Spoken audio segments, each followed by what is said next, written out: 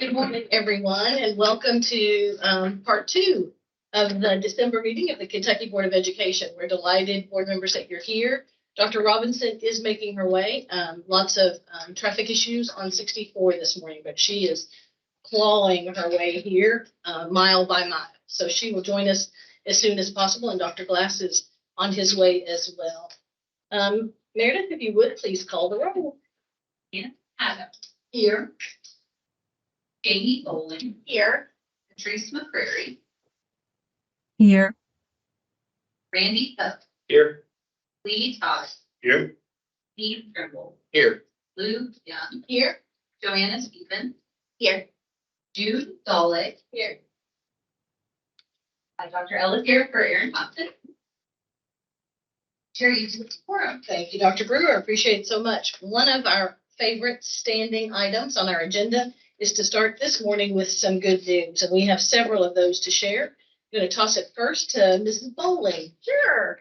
I'm here to talk today about our very own Charlotte Buskell from Owensboro Independent. Charlotte is a third grade teacher there, and she just received the Milken Foundation Award, and that's a $25,000 unrestricted cash prize. And she received this in a surprise ceremony. You need to go to the principal's office. Been true since the 7th grade. There were numerous people there. Among those, Dr. Glass awarded her the Milken Award. Also, our Lieutenant Governor was there, and also Patrice McCrary was there. Charlotte got her bachelor's degree at Penn State. She went on to get her master's from Western Kentucky, and she's currently working on her national board certification. Charlotte also sponsors the After School Club at STLP, and when we had our meeting back, It was at spring or April, yeah. yes, she was at the Central Bank Center with 40 students participating in the STLP competition. Other recipients, along with Charlotte, will network with new colleagues to exchange ideas with state and federal leaders on the future of education. In addition, they will enter the Milken Friends Forever mentoring program, where she will be mentored and have personalized coaching and support from a Milken veteran to help elevate her instructional practice and to take an active role in educational leadership, policy, and practice. Let's give a shout out to Charlotte Buskell from Owensboro Independent. We'll have more of that celebration later this morning. And to Mr. Trimble. Okay, it's my honor to talk about Superintendent Rob Clayton. Warren County Public Schools Superintendent Rob Clayton was named the 2022 National Superintendent of the Year on October 21st by the National Association of School Superintendents in Reno, Nevada. He has served as the superintendent of Warren County Public Schools, the fourth largest and fastest growing public school in Kentucky since 2013. Before he was named the National Superintendent of the Year, Clayton was chosen as the 2023 Kentucky Superintendent of the Year at the Kentucky Association of School Administrators Annual Leadership Institute in July. Clayton also is a finalist now for the National Superintendent of the Year Award given by American Association of School Superintendents Association. So again, congratulations, Superintendent Clayton. Very well-deserved award. I don't know him personally, but I've talked to other superintendents that have very much respect for him. And he's a leader of the superintendents. And anytime superintendent has a question or something, then they take it to him. He's more than glad to help them in any way possible. So he's definitely a leader of superintendents in our state. So congratulations to Mr. Clayton. Excellent. Thank you. Stand-up guy and an excellent colleague. Okay, yay. Continuing on with Joy this morning, over to Ms. Stevens. The Kentucky Innovative Learning Network announced the selection of 11 educators for the 2022-2023 Innovative Teacher Cohort on October 17th. So these teachers were selected from a pool of applicants from across the state. And they are all a part of the 43 Kentucky Innovative Learning Network member districts. So this network is a partnership between local school districts and KBE, providing a shared professional learning space for educational leaders. So educators in this pilot will craft innovative experiences that connect to the three big ideas of the United We Learn vision: creating vibrant learning experiences, accelerating innovation, and then building a bold new future within our communities. So the 2022-2023 innovative teacher cohort members are Callie Cooley from South Marshall Middle School in Marshall County, Jeremy Hall of John Hardin High School in Hardin County, Maria DePaz from Edith Jones Hayes Middle School in Fayette County, Amy Newsom of James D. Adams Middle School in Floyd County, Brian Quillen of Fairdale High School in Jefferson County, Megan Brown of South Marshall Middle School in Marshall County, Melanie Ramey of Painesville Elementary in Painesville Independent Schools, Morgan Seeley of Painted Stone Elementary in Shelby County, Tina Sharp of North Jackson Elementary in Barron County, Molly Turner of Auburn School and Logan County Schools, and then Kathleen Walkovic of Lure Elementary in Jefferson County. So those in this cohort will be provided with professional learning, teacher leadership opportunities, and then innovative project development and implementation ideas to directly impact the learning experiences of Kentucky students. So I look forward to seeing what they create together, and congratulations to these 11 outstanding educators.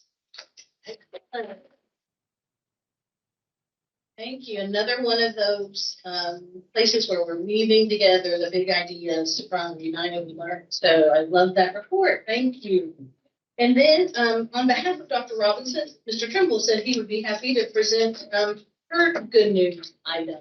This is really a very neat story about a very impressive young man. There's a new accessible playground unveiled at Kentucky School of the Blind. A new accessible playground for students was unveiled on November 10th at Kentucky School of the Blind in Louisville.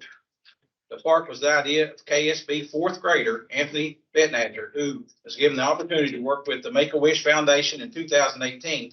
He was diagnosed with a brain tumor. He wanted a new park at KSB so he would play with his friends.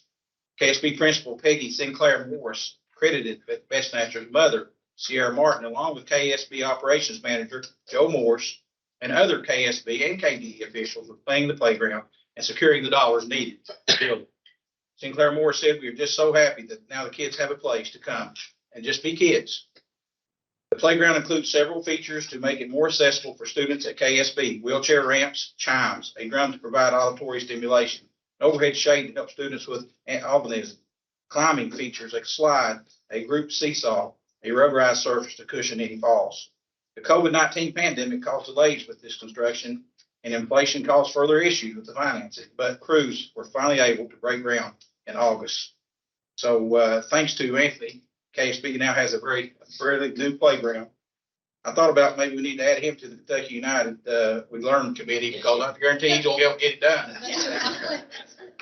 So again, my fine young man. Excellent. Yes, that would love it. Any contact about that playground. So way to go, KSB, and great job there for Anthony. Thank you. And then we have our final one for the morning from Dr. Todd. The Kentucky Department of Education has selected Owensboro again, Innovation again, to represent the Commonwealth in the 2022 National Christmas Tree Display. Owensboro Innovation Academy, which is the part of the independent school system in Owensboro, joins 57 other schools across the country in creating one-of-a-kind ornaments for the National Christmas Tree Display on the lifts in President Parks in front of the White House. The ornaments will adorn 58 smaller trees that surround the National Christmas Tree, which represents each U.S. state, territory, and the District of Columbia as part of the American Celebrates display. Diane Newton, the Owensboro Innovation Academy English facilitator, said that her graphic design students were used to displaying their artwork locally, but were grateful to have this chance to show it nationally. The ornament design process began with the students in the 9th to 12th grade looking at previous ornament designs and deciding what they did like and what they didn't like. Many of her students had not studied Kentucky before this project and were thrilled to learn more about what makes the Commonwealth such a special place to live. The 100th annual Christmas tree lighting ceremony will be broadcast December 11th at 8 p.m. Eastern Time on CBS Television Network. So congratulations to the Owensboro Innovation Academy. I don't have a picture of the ornament, but I guess we'll have to tune in and see what it looks like. Yeah. Because I'm not sure it's there either. Nothing, no. There's some more innovation at work. Congratulations to them. Thank you. And you know that we always throw every innovation item we can at Dr. Todd. That's your voice on this board, and we appreciate that. And congratulations to the team from Owensboro Innovation Academy. At this time, we're going to turn our attention to some internal board business. Thank you for the latitude that you offered me when I suggested that we conduct a board self-assessment. Some of us were date back to December. Next week will be the 3rd anniversary of our appointment to this board, and then yet we have a whole new half of the room and then some who have joined us over time. So over the course of the last 6 months to 3 years that we've been together, I think we've gotten through our forming phase. I think we're getting into our norming phase, and then hopefully we will be unleashed into our storming phase as we move forward. But to do that, our really great partners from the National Association of State Boards of Education, whom we lovingly know as NASB, they have this process down pat, and they offer this service to member states around the U.S. And we had almost 100% participation in your responses to your individual self-assessment. Dr. Brewer packaged those up and sent them in to NASB. And then with us today is the executive director of the National Association for State Boards of Education, Dr. Paolo Di Maria, who has become a good friend of ours. We do pass around a picture of you in a blue sequin tuxedo. Just real. And with him is his colleague, Joseph Hedger. So I'm going to turn it over to Paolo and to the board team to have this conversation about our own perceptions of our effectiveness and ways that we might grow and improve. So welcome, Paolo and Joseph. Madam Chair, thank you so much for that very warm, generous introduction. It's great to be with you. As you can imagine, being the president of an organization called the National Association of State Boards of Education, I love to interact with state boards of education. And very much appreciated getting the request from you all about conducting a board self-assessment, because we think that's a really important part from time to time, an important exercise for state boards of education to undergo in the interest of continuing to improve themselves and continue to focus on, one of those key attributes of a state board, which is really that idea of collective voice. And to me, sometimes people, are intimidated by the idea of collective voice because they think, well, will that rob me of my individual voice? But the reality is it doesn't. Each one of you sits around this table with you bring your own values, perspectives, you reflect the thoughts and ideas of your constituencies and the things that you bring to the table in terms of your educational background, your experience background. You've raised children, you've interacted with community associations and so forth and so on. And all that is hugely, hugely important. At the end of the day, however, you still have to govern and have to make policy. And I think it's the processes and practices, collegiality, relationship building, consensus building, the listening and learning from each other that is absolutely so very essential. And that's what the board self-assessment really attempts to do. So I will dive into the presentation. As I understand it, you were shared a document that really reflects the NASB report on this self-assessment. And I hope you had an opportunity to review that. And at the end of my presentation, I'm happy to take any questions. And I'll begin just by saying, in some respects, I will have to confess I'm very impressed with what I saw in the results of this survey, because it really reflects a very collegial, a board that has not only developed relationships and has a strong sense of its own identity and its ways of working together, but that also has processes and practices in place that are conducive to board member satisfaction, board members feeling effective about what they're doing, and being able to create that collective agenda that drives a state like Kentucky to that point of excellence. So in the context in that document, you had a couple of pages process description that we wrote up. We made a few observations, and then you had a table that we call the snapshot table. Meredith, you don't have to advance the slides just yet. You can leave it on this one. The snapshot table that gives you, that we're going to go through, we're going to split that apart and present that in this PowerPoint deck that gives you a summary of all the questions on a single page. And then you have also the responses to the open-ended questions. And many of you will see, well, this is anonymous in the way it's presented and the way it was received, but you will see your own words. And we tried to highlight some of those things that may cause you to help identify some themes and some consistent messages that come out of those open-ended questions. So let's go ahead and proceed with the PowerPoint deck. The first thing is just to make the point that we divide the questions that we ask into 4 categories. The first one is really about that sense of mission, priorities, and goals, because a key element of a board is that there's at least a shared understanding of what the purpose of the board is, what it's trying to accomplish, the various aspects of that intentionality about the board's work. The second question is really, more about the mechanics of the agenda setting, the meetings, what happens during meetings, and the kind of support that board members receive in the process of serving as board members and functioning in the context of the board's work. The third area, which actually has the least questions, but sometimes is the most important, is those attributes that reflect collegiality and really the formation of collective voice. What are those present, and what are the different strengths of those attributes as well? And then the last one is really about stakeholder engagement and public interaction. What are those opportunities where the board is present in order to hear from various constituencies, gather input, gather feedback, and use that as part of their decision making and letting it inform the practices of the board. Let's go to the next slide. So let's dive into mission, priorities, and goals. And one of the things I want to start by saying is that every single question on this survey, there was no one that answered either somewhat disagree or strongly disagree.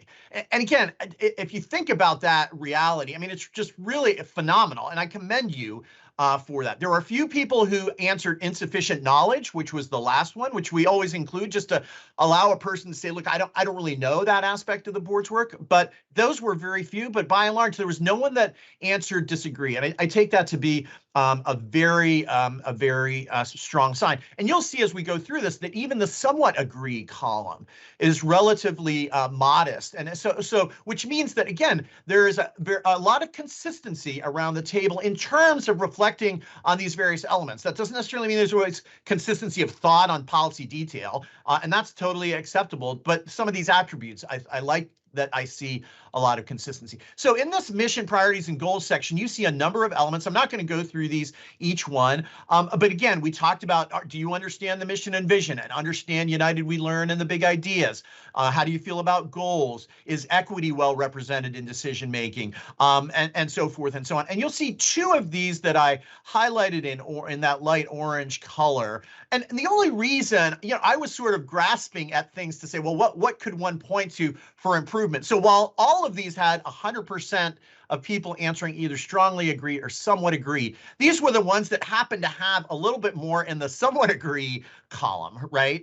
And even for the first one, that's really, it's not even a majority of that. But I pointed them out because if there were places where it might make sense to spend a little time either talking or what have you, these might be the ones. How might you convert some of that somewhat agree into strongly agree? And so one of those happened to do with disaggregated data. And again, that's a common practice. I really applaud the Kentucky Board for your use of data and evidence in the work that you do. And again, you have a very strong, you had 100% strongly agree on focusing on equity in decision making. So I think that speaks also to this notion, but it seemed like maybe some attention to disaggregated data might be useful. And also this notion about whether your outside stakeholders really have a deep understanding of the board mission and goals and the level of support they have for that. Let's go to the next slide. I think I also attempted in this slide to process some of the comments that were received. One of the clear messages I got from the comments was that it seemed like many times the board is talking about or reflecting on certain initiatives, but it's not always clear how those initiatives align with each other and how they connect and how they really reinforce each other in the spirit of United We Learn and the big ideas. And so that may be another area where some conversation among the board about how that looks and what might be done to help help amplify and illustrate that connection and how those initiatives are working together might be helpful. I think there are clear signs that people are valuing the communication that's happening. So these are areas where you should continue to commit yourself using data and so forth and so on. And again, the key takeaways from our point of view are looking for those opportunities to build broader support for the board's missions and goals, and perhaps a little more analysis about are we looking at the data in a disaggregated way sufficiently to help inform our work. Let's go to the next slide. So here, agendas, meetings, and support. Again, fairly strong agreement about the different aspects. It's really many of these are about the agendas and do they reflect not only the board's role as citizen voice, but the aspects of the strategic plan. Is there a through line where you're building on prior work? And then we know there have been recent changes in the way the board meets. And the timing, and we were trying to get a sense of how that's being received. And so you see a number of different aspects of the meetings and support, and it highlighted in blue at the bottom. We always try to get a sense of, does the board feel well staffed? And again, this was a real testament to Dr. Brewer and her team, because again, there was strong agreement that the staffing support is really good. The two that I highlighted here are really, and some of these are really technical issues. It seemed like the process for submitting items for the agenda, received of this cluster the highest sort of somewhat agree. And again, it means there's agreement, but maybe a little hesitancy. And then a question about the time being spent on the right issues. Again, not trying to indicate that there's any problem with any of these, but they might, merit some additional conversation and some further attention, or maybe not. Sometimes it's always curious about why people have chosen to make the responses that they have. Let's go to the next slide. So, again, general comments coming out of the open-ended questions. There seems to be general support for the two-day meeting structure. Again, there seems to be some additional desire for better understanding, like the whys. Why are certain issues addressed in certain ways, and the manner in which those issues are addressed. Again, the idea of initiative alignment came up in the open-ended comments to this section, and also some thoughts about the nature of public input and how that's handled and the different opportunities for that. So again, a few key takeaways. The use of meeting time. Are there things that perhaps more time needs to be spent on, or the way time is allocated can be adjusted? The manner in which board members understand the rationale behind certain agenda actions, and the process for submitting agenda items. Let's go to the next item. So this is collegiality and collective voice. Again, really, really strong showing by the strongly agree issues. Again, this is your individual reflections on collaboration, and consensus is reached even when there's disagreement, the nonpartisanship manner of the board, and so forth and so on. And again, it's hard to argue with the strength of these numbers here. I didn't even highlight anything in orange, just because I felt like, I was really getting a signal that there's a strong commitment to this collegiality and collective voice cluster. Let's go to the next slide. Again, lots of positive comments in the open-ended questions, and and when I read that, it's really heartening. Because it's that kind of positivity that actually creates a very conducive environment to the policy work that the board has to do. And again, a very commendable consensus on these particular questions. Let's go to the last subject area. So this is about stakeholder engagement and public interaction. Once again, a really strong showing on any number of these, who you're consulting with, how much time is committed, and so forth and so on. The only one that I featured here was, it was almost a reflection of the value of the comments from the public in order to make decisions. And this is one where there seemed to be a little bit of, more of a somewhat agree strength. And again, it may be worth, sort of digging a little bit into this one to see what people might have been suggesting about. And the way I took it was not necessarily that there weren't opportunities for comment. It's just maybe the nature of the commentary wasn't really well focused on the policy area of the board, or valuable in terms of its ability to have an impact on the board's decisions. So let's go to the next slide. And again, open-ended questions, there seemed to be a desire among some of you that there be greater awareness of the board's work, so that people understand both what you were doing, what you were considering, how you were doing it, and the impact that you have. There were some suggestions that there might be additional opportunities to receive public comment, and then ultimately this idea of ensuring that there's consultation with those who are less likely to be represented. I think many boards struggle with this. You hear from the from the regular participants, and sometimes there are voices that perhaps aren't making their way to the board. What can be done to make sure those underrepresented voices are heard and given an opportunity? And so again, maybe meriting some further discussion on ways to increase the nature and the value of the public comment. Let's go to the next slide. So there are a handful of places where there were other comments. We have a number of open-ended questions at the end that reflect other comments received. Again, I was so pleased to be able to feature a lot of positive comments, lots of commendation and expressions of appreciation for the focus on equity. Great comments about the role of the commissioner's relationship with the board, the department's relationship with the board. That's always a wonderful sign from my vantage point, because together you are always more powerful, and the more you can do to be on the same page, the more the education community will understand that, the citizens of Kentucky will understand that, and the more success you're likely to have. And that your direction setting and your movement is really focused around your strategic plan and your key goals. That's the whole point for having a strong strategic plan and goals. And that's, there's appreciation that your work is coalesces and aligns with those documents. There were very few who suggested that there were missed opportunities. That's one of the questions we asked. Do you feel like in the past year there have been missed opportunities? And there were very few who actually said, yeah, I think we missed this or missed that, which again, I take to be as a very good sign. There were some that they expressed a desire for greater clarity on what the direction is, where things are going, which is very much a future-oriented kind of perspective, which is a good one to have, especially now at the point where you're, exiting 2022 and thinking about the year ahead. This is one of those places where it may be important to kind of take a pulse check and figure out, okay, what is the upcoming year going to look like, and that way people can kind of get their heads wrapped around the kinds of things that are going to be addressed. One of those that came out in some of the commentary was about the teacher shortage.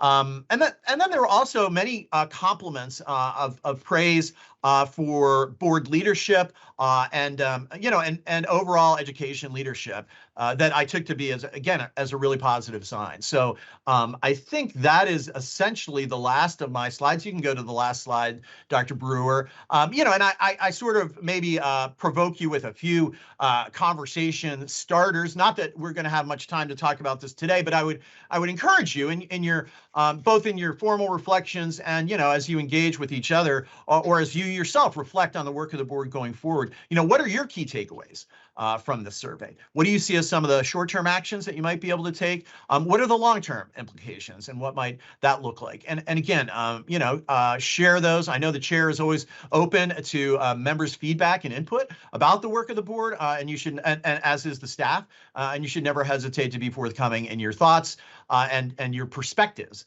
to make sure that the kind of thing that we see in this survey continues to the good of the children of the state of Kentucky, the Commonwealth of Kentucky, and to the good of the state's future and success. So with that, Madam Chair, I conclude my formal comments. Happy to answer any questions that you or the board might have. Thank you so much. I'll start with some responses to Paolo's question, and then I have a couple for you too, Paolo.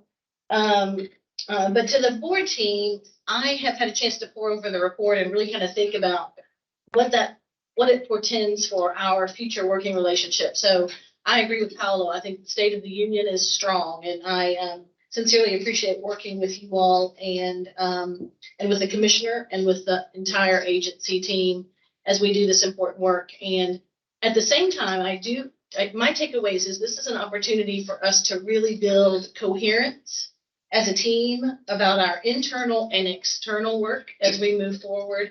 And I think our role is often sense making. How do we help people understand our policy perspectives? how we make those decisions and how we engage people across Kentucky in this critically important work and our bold new vision for teaching and learning in Kentucky. And I would also add that I really wrestled with this idea about public and community engagement. And I was probably one of the rosy-eyed ones that ranked it higher than the majority of folks. But I also thought about it in a really broad sense. And so that's something I think we need to talk about, just public comment at a board meeting, which always leaves us a little thirsty for more information. But when I think about the engagement that happened around the Coalition for Advancing Education, that now became the United We Learn Council, the work that we've done in the continuum for education with higher ed. And then when I also think about all of the engagement that we've had, frankly, through COVID. I don't know about your all's inboxes, but I know some folks really well, thanks to email. So I do sense that we at least have the pathways, but are we being intentional about the messaging and how accessible we can be if and when folks need us? So, but I think, Paolo, that we need to think about not just being responsive, but how can we proactively engage even further as a board, not just through the commissioner and his team, but as a board team, how can we engage in that regard too?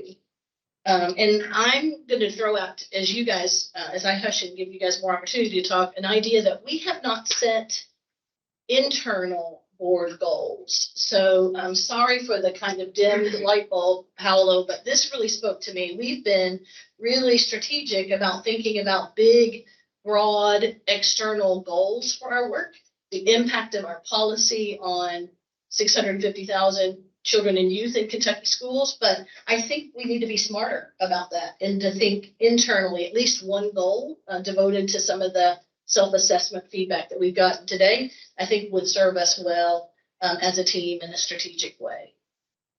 Other thoughts? Randy. First of all, I want to say I commend you. I think you gave a great report for us to continue to work on over time.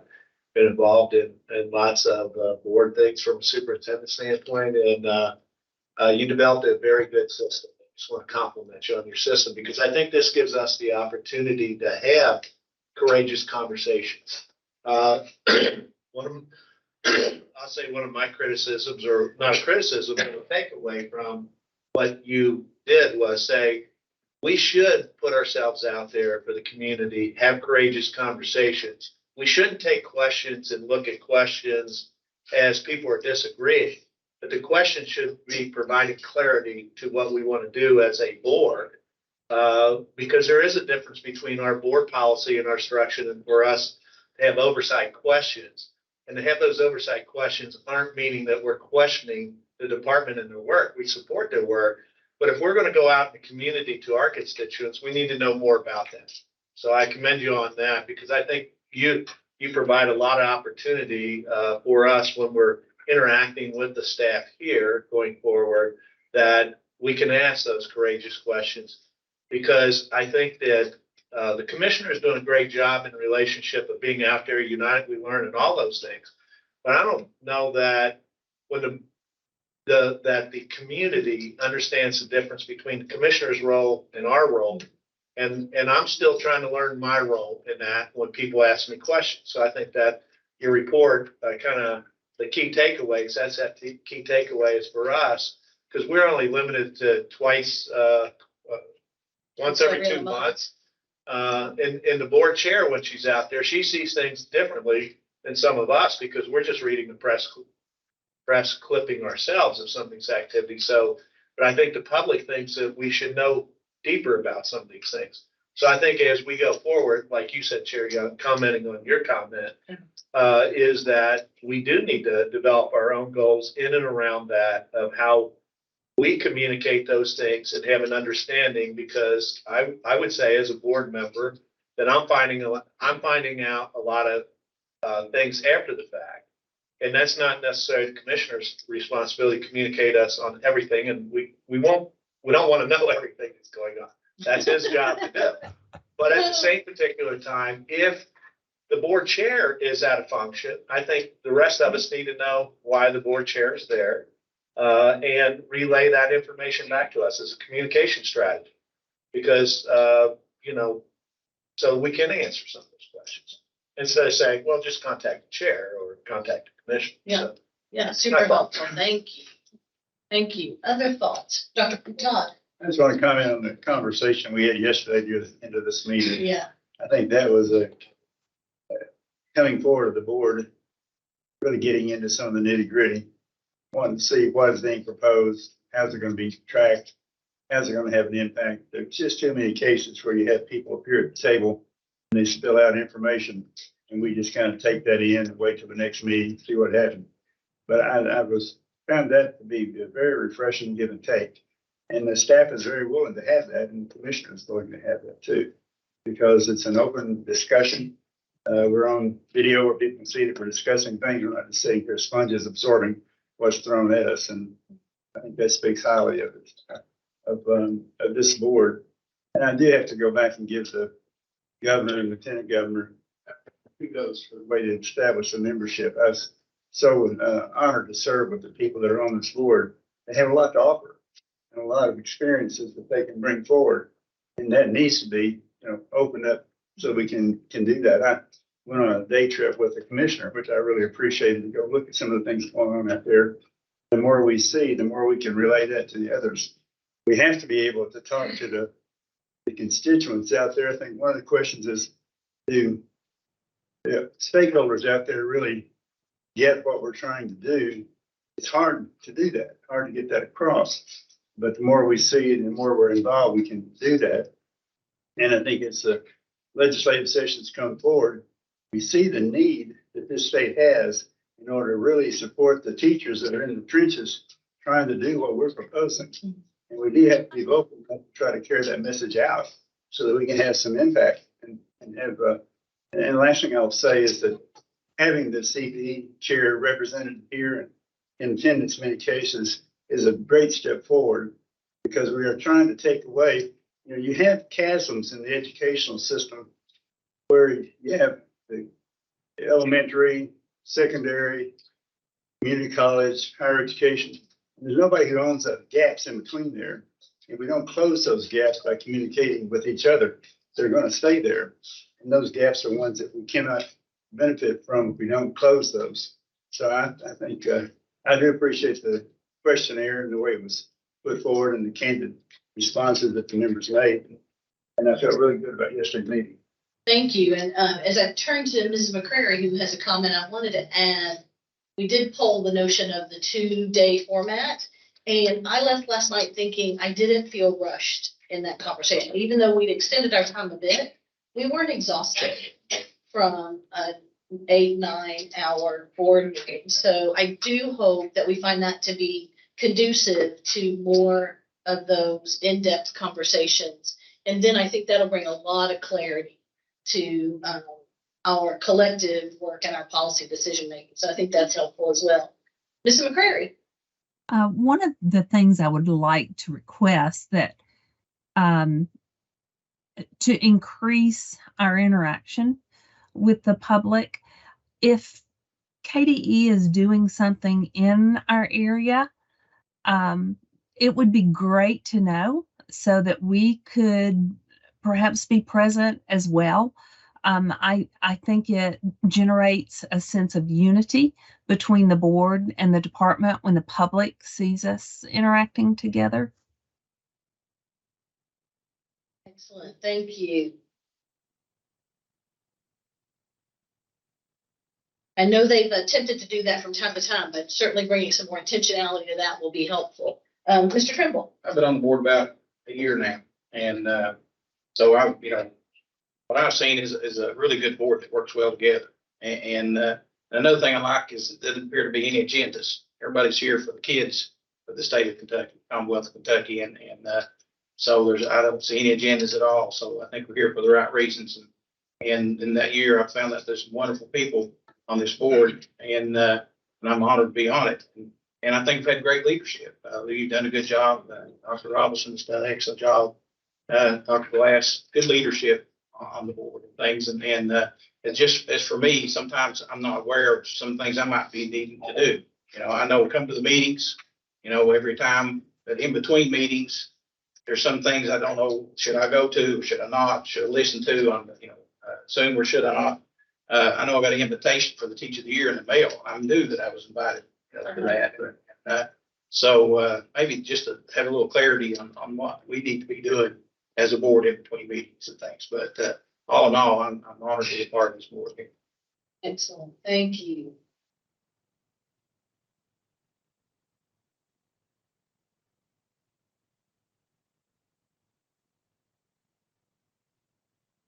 Any other thoughts? Yeah, please. Yeah, I think that the themes around sort of internal communication around board goals and direction, you all have talked about that, and there's a desire to spend some more time on that. There was this issue around external communication, board goals and direction, but I think we talked about a lot, and we talked about some yesterday. Yeah. Dr. you did a great job bringing us back to that. People understand the direction. And can buy into that. So I think that's a major thing, sort of communication, both internally and externally, and what is that looking like? And so probably at an upcoming meeting, we should spend some time delving into that, unpacking what does that mean and what are some steps that we can take. But that seems to be a major theme that I took away. Another theme that was in those results is sort of a more technical in nature. So it's that question around how do things get on the agenda? What does that process look like? What's the timing around that? And this board operates like every board I've had the chance to work with, in that there's a list of sort of stuff that you have to do. And that's sort of rhythmic, and Dr. Brewer schedules that out. She has multiple meetings across the course of the year that she drops in. You have to take action on things when regulations come up. That drives a lot of that. So a great portion of the board meetings is already established. And so that kind of runs on autopilot or Brewer pilot. So it's really something you don't have to worry about. So she's going to make sure that you're meeting deadlines around those things. So that's a great support. But the part of it that where you have more discretion is, are there other items of conversation that you want to bring forward with people that you want to hear about? Are there topics that you want to discuss more? And that's where you've got more latitude. And typically how that happens is the board chair is in communication with all of you. And so if you have ideas or concepts, things that you want considered, bring those to the board chair, and the board chair works with Meredith and I to get them on the agenda. We work to establish what we think the time and should be for that. So that's kind of how that has worked. All of you as board members also have the ability so that's kind of the informal process. Like if there's an issue, you bring it to the board chair. The board chair in our planning call says this was brought up. Steve Trimble brought up XYZ issue. He wants some time to talk about that. I think it's a good idea. Let's put it on the next agenda, or let's put it on the agenda after that. Let's establish 30 minutes to discuss that. So that's kind of the informal process. Formally, you also can, in a meeting, can raise an issue and compel the board chair. Not that you have to. Who's great about listening, putting things on, but you can, as a board, collectively act to put something on the chair. I think that probably the informal process is working just fine for you. Usually only use the formal process where there's some kind of contention between the board and its chair around what should be on the agenda. I don't sense, especially from the results that you have, that we're not in that world at all, thank goodness. You have a very functional and collegial and professional board relationship. So I'd recommend that if there are any items up for the agenda that you like, you just pass those along to Lou, and then Lou can work with Meredith to decide when's the right time for that, and is the timing on the agenda sufficient to really go into that. In commenting on that, I think, the last meeting we had at Logan County, and just like we had here, I think, a good thing is at the end, you added there, topics. And, we're going to have one today on the facilities. What's facilities out there? So I think that's a good thing to continue at the end, that if there's topics, because I also want staff to have time, time to Right. bring that up. I mean, I don't want to say, oh, let's discuss this now, and they didn't have time. So I think that's also another good informal, formal mechanism at the end, is to say, is there any future topics? We didn't have to discuss this month, could be next time, but I think that's a good mechanism too, so. I have been involved in boards that formally had that as a part of their agenda, like there was time at the end of the meeting where they would both reflect on how was this past meeting, how was it, just as a check-in, and looking forward, are there other topics to raise up and put for future consideration? I want staff to have time, and just as an individual board member, I want staff to have time to collectively get their thoughts before we call them up there to answer Right. a spotlight, that streaming and all the other stuff. So we don't want to play, I got you, but there will be things just like here. I think that's a great thing, because just like with United We Learn, for example, each month I read 25 things, great things that's going on there. So in a few of those, we might want, a mid-year quarter update on all those things, because after I read the article, I mean, Tony does a great job communicating. I get 5 a day. So, and then 10, and it gets 15, then we forget about the 5 we read beforehand. So, thank you. Great. So Paolo, my question for you, and Dr. Brewer may have already discussed it, but how often should the board think about a self-assessment? Yearly seems overkill, redundant, since we meet 6 times a year essentially, but do you have any thoughts or recommendations about that? I think it's variable. I mean, obviously, you made a reference about sort of the changing composition of the board.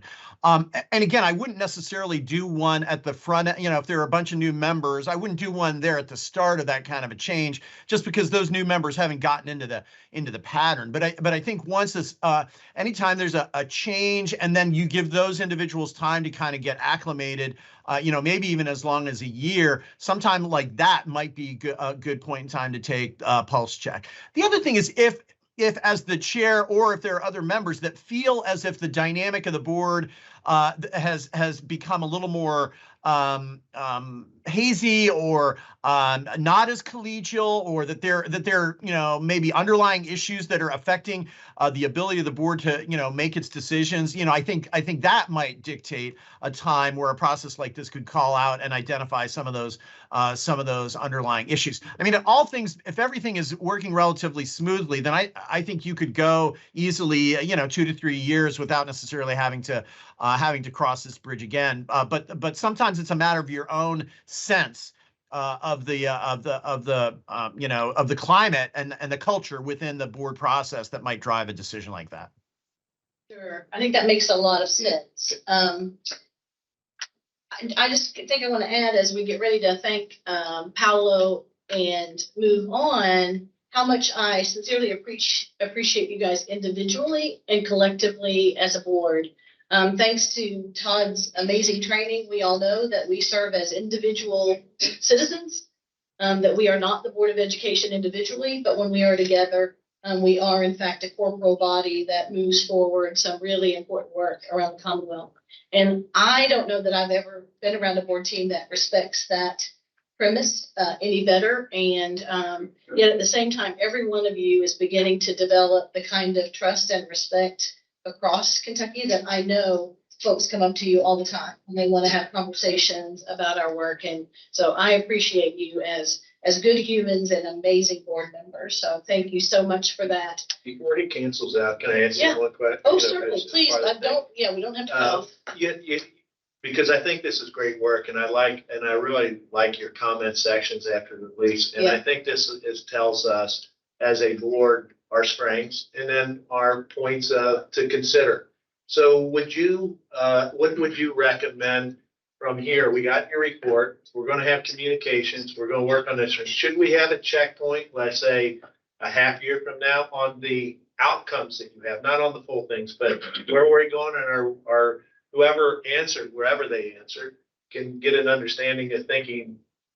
I'm just thinking, should we have those kinds of conversations? When do we have those? 6 months from now or a year from now? Because you said don't do this for another 2 or 3 years. Right. But we should address these things for those that had concerns, wherever it happened to be. And feel that as a board that we're addressing those concerns, like that internal or external Yeah, maybe communication. through goal setting Yeah, process. from our board goals. Because we do those once a year, I guess. We do it, or we do our The retreat. big ones, Right. yeah. But I'm just saying some of these should be incorporated into our collective I agree. collegiality. I agree. So what's your recommendation, I guess, before you disappear? Sure.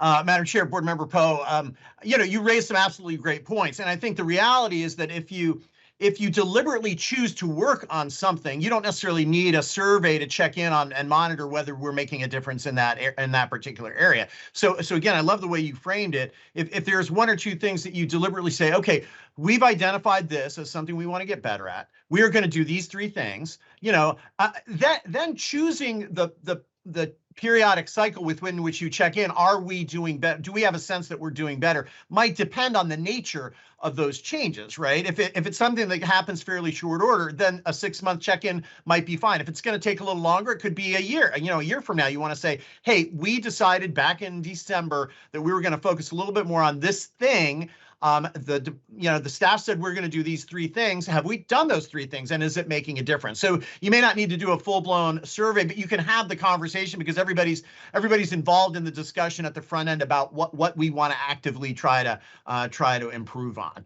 So I think the way you've conceptualized it is perfect. There ought to be some sort of, hey, let's make a commitment to some sort of change. Let's understand what that's going to look like, and then let's monitor it as we might monitor any kind of project or program to see is the quote unquote needle moving in the direction that we hope to see. And I think you can do that in a more sort of informal and discussion oriented way than necessarily doing a survey. At the same time, if you felt like, especially if there was a sense that people could not be forthcoming in their opinions and you needed an external sort of neutral way to gauge, and take the pulse of the board, we'd be happy to, be partners in figuring that out. But again, based on what I know and the way you've described it, my sense is, just a good discussion, being deliberate about having a check-in, but not really having to do, sort of a formal survey kind of approach would be appropriate. So I think we should ask Meredith to bring this back as an item in February where we just establish some internal board goals. We haven't thought about goals at that granular level, really. We've been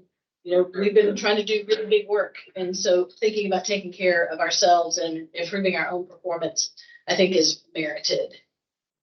Thank you.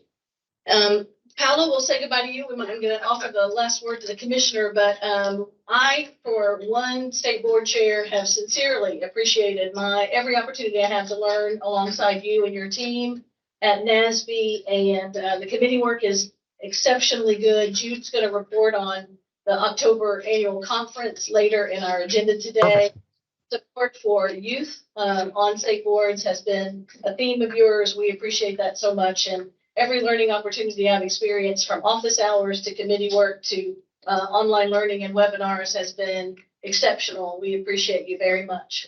Thank you so much. And Madam Chair, in the spirit of that, we're always looking for ways to get better. So if any of you have any comments about this survey or this process, if you think we should have asked something about this other area, or if you think a question was poorly worded, please funnel that information through Dr. Brewer.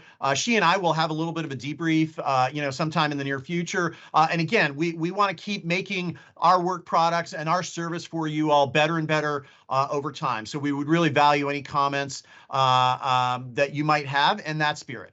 And again, thanks for this great opportunity. Never hesitate to give us a call if you think we can be supportive and assistive to you in any number of ways. And of course, I'd be remiss if I didn't call out Mr. Hedger and his great support in managing our survey process and helping me process this information and developing this presentation. Joey, thanks so much for your support. You all have a great rest of your meeting. Keep up the fantastic work that you're doing for the students of the great state of Kentucky. Thank you, Joey. Try not to be so chatty. Thank you all. So before I turn it over to Jason for the last word, I do want to just take a minute to say how much we appreciate the fact that you let us be a board, that you don't try to keep your thumb on us, you don't try to micromanage, but instead you lead alongside us, follow our lead when necessary, and we follow yours when it's appropriate as well. Would be remiss if I didn't shout out Dr. Meredith Brewer and Mr. Todd Allen, who provide us the kind of ongoing, just-in-time and long-range support that we need to be effective. And I put this team up against anybody in terms of doing the kind of invisible work that makes our visible work high quality. And we appreciate that so much and can count on you to in every instant. So thank you for that.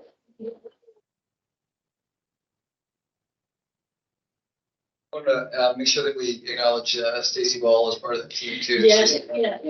And Yeah, Stacy and Elizabeth. the Den mothers, yes.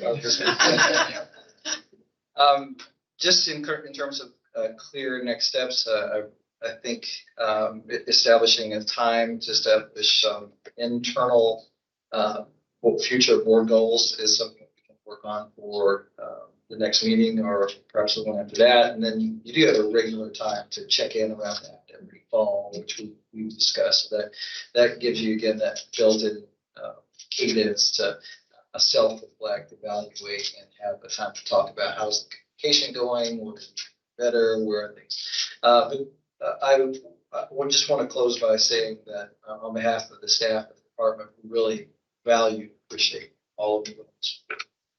And I know that Kentucky's been through its ups and downs with the boards, but for staff from KBE, we haven't had the experience of working with a really high functioning professional board. This is one, and you don't always have benefit of that. And so we are just incredibly grateful for your experience, your expertise, the time that you spend with us. When we have challenging issues or difficult things that we know that the board has to process through, we know that it's going to be approached with professionalism. It's going to be thoughtfully and rationally evaluated, and all of you are coming from a place of trying to do good on behalf of the Commonwealth and its children. And again, that's not something that is true with all the boards and all the members, but it is true with this board. So just please hear from me how grateful we are for all. Thank you so much. Still think we need t-shirts that say we survived a global pandemic, but in fact we did. So thank you for that love fest for this morning. Glad to get the feedback and glad that we got actionable feedback that we can take care of as we move forward. This item, Dr. Brewer, may need to be renamed or replaced. We enjoy our time of board member sharing. Used to be at the end of the meeting and we were exhausted at that point and everybody knew they were standing between us and the trip home. So I like where it is now, but we may want to expand that notion to board member sharing and future agenda items consideration or something like that. In the spirit of the conversation we've had today about folks being able to ask those kinds of questions and make sure that we collectively receive responses to those kind of questions. But I'll open it up at this time for any, I'm actually going to call on Jude first. We've asked her to share. She was the lone Kentucky representative at the National Association of State Boards of Education's annual conference. And I've already heard from some of my colleagues that she was a big hit. So if you would share about NASB and anything else that you want to share, Jude, please. Okay, well, so I attended the annual NASB conference this October, acting as the Kentucky representative. So first, I'd like to begin by thanking you all for the opportunity and by saying it was truly an honor to showcase Kentucky. I know I was the only board member there, but we did have other members from KBE there too. So just to summarize my experience, I want to bring attention to 3 of the most rewarding sessions that I was a part of.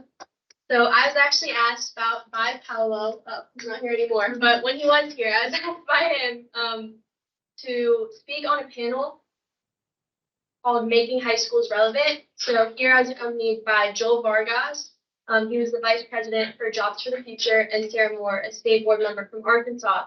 And we really talked about the big blurs to that entire concept and how making the transition from high school to the workforce and to higher education, if you wanted to go to the college route, how to make it go more smoothly and how to incorporate more experiences while students are in high school, which will make it easier. So like professional habits and those types of things that we were talking about yesterday with Lieutenant Governor. I was asked to speak about my own high school experiences, like volunteering, how my school is kind of like you choose a little pathway, like those types of things. And it was a really great experience. I got messages after the panel and everyone was like, you did such a good job. Everyone had questions. So you could tell that everyone at NASB was very excited to hear about student voice and hear about how to make their high schools better. And then another session was called Elevating Student Voice in Policy Development and Discussion. This session was actually created by and presented by 2 of 4 DC State student representatives. So they have 4 on their board, and they're great. They're phenomenal girls, and their presentation is great. And I got to gain an insider on how other states are incorporating student voice, but I actually got a chance to push the idea of student voice to other states, specifically Texas. So I proudly bragged about Kentucky's Student Advisory Council that Tony and Commissioner and Meredith, you guys all take part of the lead in that. So I got to brag about that. I got to brag about how we have a board member. And I also spoke on student-led organizations in Kentucky, like the Kentucky Student Voice Team and those types of things. And so Texas was very willing to hear about that. So I had a lot of conversation about that. And then quickly, I just want to mention the network opportunities that I was given. So I heard from Kurt Russell, Teacher of the Year, like nationally. And I also heard from Michael Covito, the Georgia Teacher of the Year. And I love teachers, and they were so great. They really valued their job and their students and the classroom culture. And every conversation that I had with them was just so amazing. You could tell that they valued their position, and they were the teachers that all teachers should be. Excellent. And knowing that we have teachers like that in Kentucky was truly an honor just to hear from them. So I had a lot of great discussion with a lot of different states, Texas, Georgia. We had student representatives from Maine and Guam that I got to speak to. So yeah, it was a very, very successful trip, in my opinion. And I just want to thank NASB for that because they engaged everyone. And I also want to thank all of you guys for giving me the opportunity to be the Kentucky representative. And you turned 16 in Phoenix. I did turn 16 in Phoenix. Excellent. Todd texted to say, too, that he was there and that there were no passive wallflower students in that group at NASB, but instead they were in it, engaged, and folks were learning from them. So as always, you represent us well, Jude. Thank you. Mrs. McCreary had an item she wanted to share as well. I love celebrations. You all know that as part of the awards committee. I have so much fun with all of that. And I had the opportunity to participate or to be present in several of those. Thank you, Tony, for the invitation to be at the Milken Award presentation. If you ever have the opportunity to be at one of those, it is the Academy Awards of Teaching. And it was an exciting experience to see such a worthy individual be recognized in that manner. In the same way, I also had the opportunity to be at the Teacher of the Year announcement and appreciate all of the work that Tony and her team put in to make that a successful event and such a great celebration of the wonderful educators all across the Commonwealth. And finally, last month, I also was invited to the Kentucky Teacher Hall of Fame ceremony where we had 3 new inductees, and I would love to be able to highlight these teachers perhaps at our next board meeting, but I'll just say that we actually had one active teacher who was inducted into the Kentucky Teacher Hall of Fame, Katie Cecil, an English and public speaking teacher at LaRue County School. And then we had a retired teacher. Let me see, I'm trying to catch the name. We had the late Wilma Pace, who taught business, English, and French for 29 years. And I'm looking for the name, Addie Henry, who is a retired teacher. So it was so encouraging to hear their stories and have the opportunity to meet with at least two of them, and then the family of the third on that day. It's been a good celebration period for our teachers. Excellent. Thank you so much. Dr. Robinson. Thank you, Chair Young. Before I get to additional sharing, I do want to just give everybody a heads up. In addition to her work at this table and in preparation for meetings, our student representative has taken on a really important project on which she will report in the fullness of time, working with the NASB Student Representative Network. And I just will, be warned because student insights are incredibly illuminating and challenging. So that is that's coming. But I did also want to share that last week when the first United We Young Learn Council was meeting, I was truly torn because I wanted to be here, but I decided to be in DC with the students from Kentucky representing Jobs for America's Graduates Kentucky. And that middle picture is a picture of the Kentucky delegation representing only the leaders of their career organization at their school. JAG Kentucky is operating in over 30 districts, involving about 2,500 students. And these are students most likely to not succeed. JAG recruits students representing several factors of risk to not be able to finish high school and to go on into career and other post-secondary pursuits.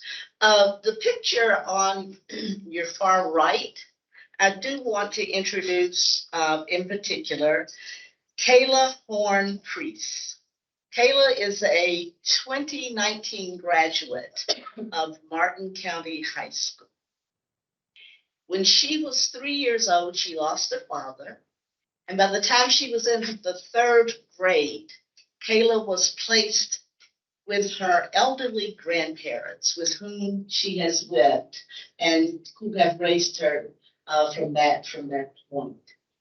Today, in that picture, Kayla is speaking to an audience of 5 governors, 6 corporate CEOs, students and people from all over the country, talking about her work as a program manager for women's health in the Eastern Kentucky Service Agency.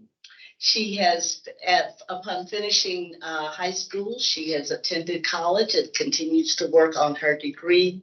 And she was speaking as a JAG alum, our Kentuckian, our student, representing that audience. I was just so taken by her poise, her ability to represent the challenges in her life as opportunities for problem solving, for learning, for networking, for discovering resources and assets. And it was just my joy, my great pleasure to be among them. I have served on the National Board for Jobs for America's Graduates for almost 30 years. And I never cease to be amazed at the success stories that we are producing. JAG Kentucky is now in its 8th year of winning the 5 for 5 award in the national network. That means we are beating the national goal for high school graduation, for employment of students, for full-time employment. We call it positive outcomes. We follow JAG students for 18 months. after they graduate. And we keep track of their outcomes.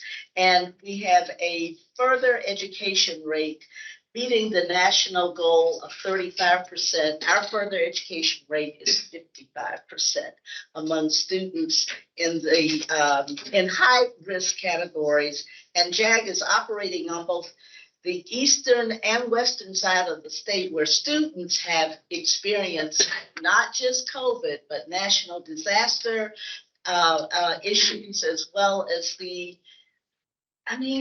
tough. It's tough. But we've got kids who give us reason to celebrate, and I wanted to share some of them with you. Can I ask a question? Sure. Excellent program. I mean, being up north, never really heard of it. Right. So how do we expand what you was talking about in those parts of the state that we don't know those things? Because our alternative center, which, as you're speaking of, because we belong with the Alternative Center Network, which Jefferson County knows in the past, and kind of did some great things, but then things got loosened up. But like the Rise Academy up there would love to be participating in something like that. So how do we find out more information? Well, Can you I send something can to us? give you contacts for the information. I'm happy to share that. Maybe Meredith can help me share that with the full board.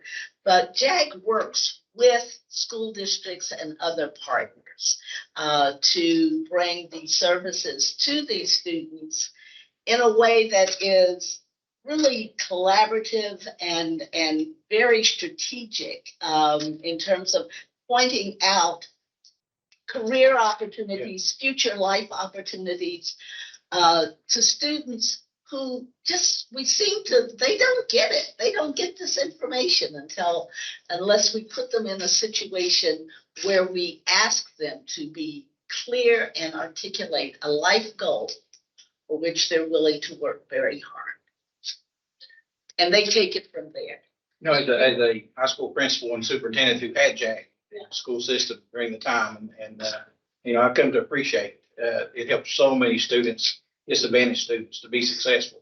I saw it year after year after year, and the great, you think about it, after they leave, they don't just teach them in school. After high school, 18 months, they follow these kids and make sure that it helps them, can be successful, and continue to be successful. And it is a wonderful program, and people take a lot of pride in the teachers and the people that are involved, and the directors that I've talked to and things are so proud of this program. And I think the General Assembly's put a little bit of money into it, a little bit more than usual. So it's important to them too. So it is a very good program, and we're thankful that we're part of that for here in Kentucky. Well, thank you. So I did want to note, I always forget to read this part of the script, but according to our state board policy, the sharing time is regularly included on the agenda for the purpose of raising issues not included on the agenda, for clarification, referral to a committee, or scheduling for future board review and or action if such is the consensus of the board. So I will do a better job of reminding us that this is an opportunity for that. So any thoughts on that at this time? Always do it, as Jason said, through me informally or through Meredith in a more formal pathway. All right, keep pondering. I have one, yes. So reflecting a little bit more on the board self-evaluation, and I really think that we've got a path forward that is going to really help us address those issues. But I'm wondering, as we are now supporting United We Learn in a more collaborative and inclusive way, if perhaps include the role of the board. Oh, in addition to our policy support, how can we contribute? I guess is the question. So, Vice Chair Robinson, at the good meeting, a representative from Knowledge Work that planned to share a memo on that very topic. So I've asked them to draft what is the role of the board to support United We Learn, what have other states done just generally to sort of help us with alignment and vision casting about some of the actions the board may take. So that is scheduled for February. Like Mary Poppins. I know.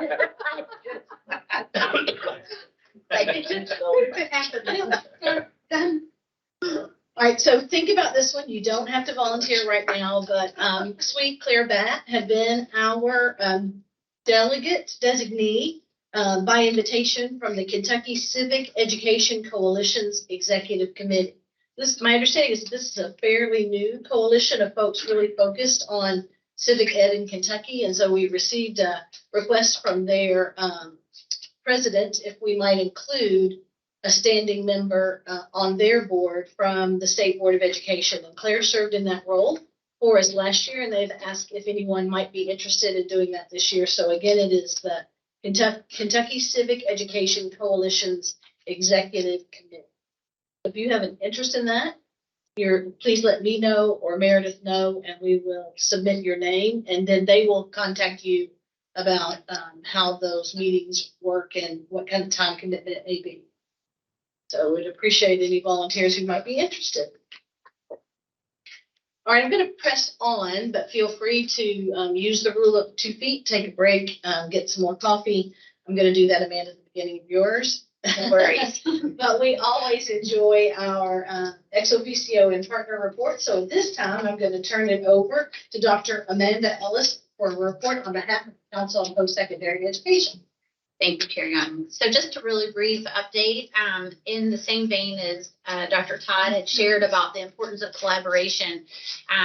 We have been out and about, Dr. Thompson has, with community conversations. When he had started out a few years ago as the new president of CPE, went on a listening tour.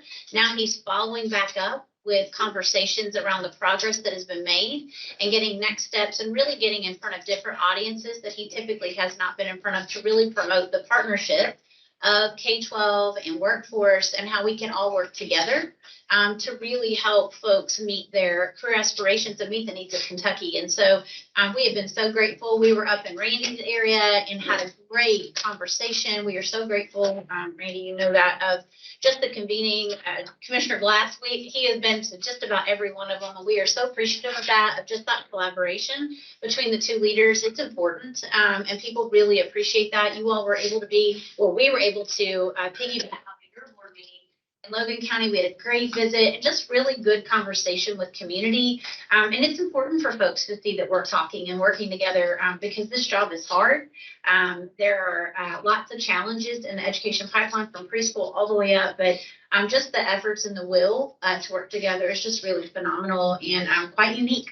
I have people who call and go, how do you do that? And I say, it's just the Kentucky way. It's just the way we do things. And so I'm really appreciative. We have 3 more visits scheduled for the spring. We'll be in Eastern Kentucky around Manchester. We'll be in Louisville and Moorhead. We had hit a lot of Western Kentucky, far West Kentucky, and Central and Northern. So we're trying to hit more of the Eastern part of the state as well. And just to really learn about, we're pleased with our progress, but we got lots of work to do. And so just really appreciate that connection. We did just recently host a higher equity symposium.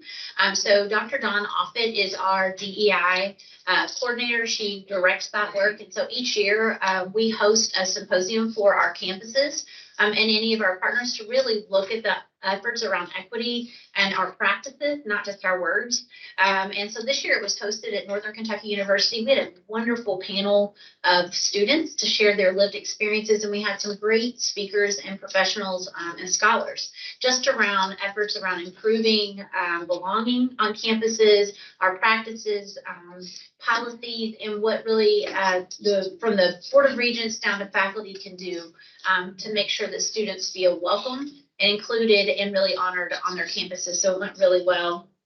We do have preliminary enrollment data that was shared at the end of October. As you all know, COVID really hit hard on higher ed specifically. And so we've been looking at that closely, working with all of our campuses. And so right now it's showing that undergraduate enrollment has stabilized following COVID-19. Total enrollment at both KCTCS and public universities held steady, while Our underrepresented minority enrollment increased 4.6% at KCTCS and 1.5% at our public universities. Other things we were really pleased with our gains is in first-time student enrollment for 4.3% are up at KCTCS and 9.3% at public universities. So that's your first generation college goers. That's huge, especially coming out of a pandemic when school was not normal for them. Things were tough. And so we're really pleased with that. Our campuses have worked incredibly hard to really recruit and support students. That takes a lot of human capital and financial support to do that. So we don't want to not give credit there. Dual credit enrollment also jumped 18.9%. So we got students back on board. Went down a little bit during COVID, especially with all the online learning. And so that's back up for KCTCS, which provides the majority of our dual credit courses, and 4.1% at our universities. And then the final enrollment numbers will be available in January. So we're just really pleased to see this. Our campuses work off of performance funding, so they have very specific goals. They're hard. We also have DEI requirements and their plans. If they don't meet the criteria on that, they cannot have new programs approved.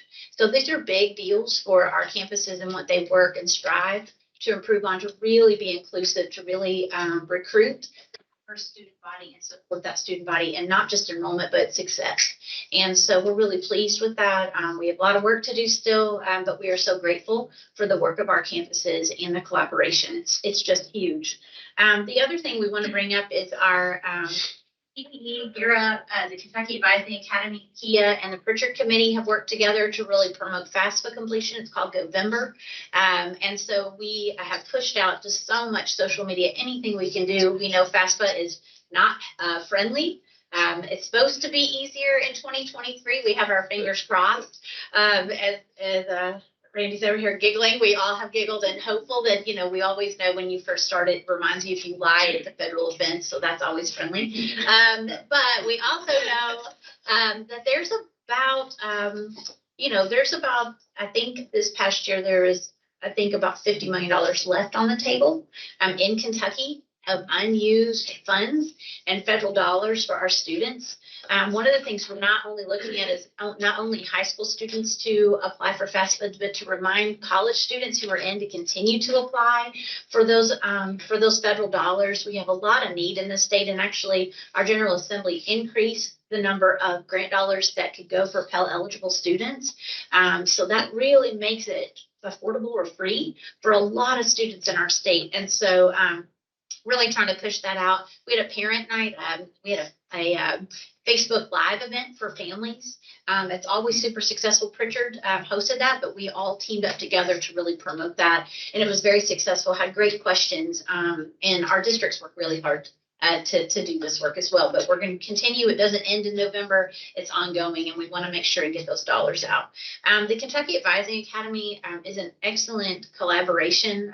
As we talk about that, actually, Mitzi Holland, all of our staff are from school districts, and they serve our K-12 system, because what we continue to hear from the continuum last year is we desperately need advising, and our counselors are exhausted. There's been a lot of demand on them to serve a whole lot of students. And so with the support of KDE's ARPA dollars and the continuum's guidance for us and prioritization around this work, we were able to start the Kentucky Advising Academy. This is not to replace any work, but to elevate a lot of the resources that are already available in the state. And it's to build capacity in the adults who serve our students. They don't have to be a counselor, but they may be advising, and they don't know all the resources. And so actually just this week, Mitzi Holland, who leads that work, just worked with Linda Bucklin, who I think you may even hear from today, but she is your counselor coordinator and is phenomenal.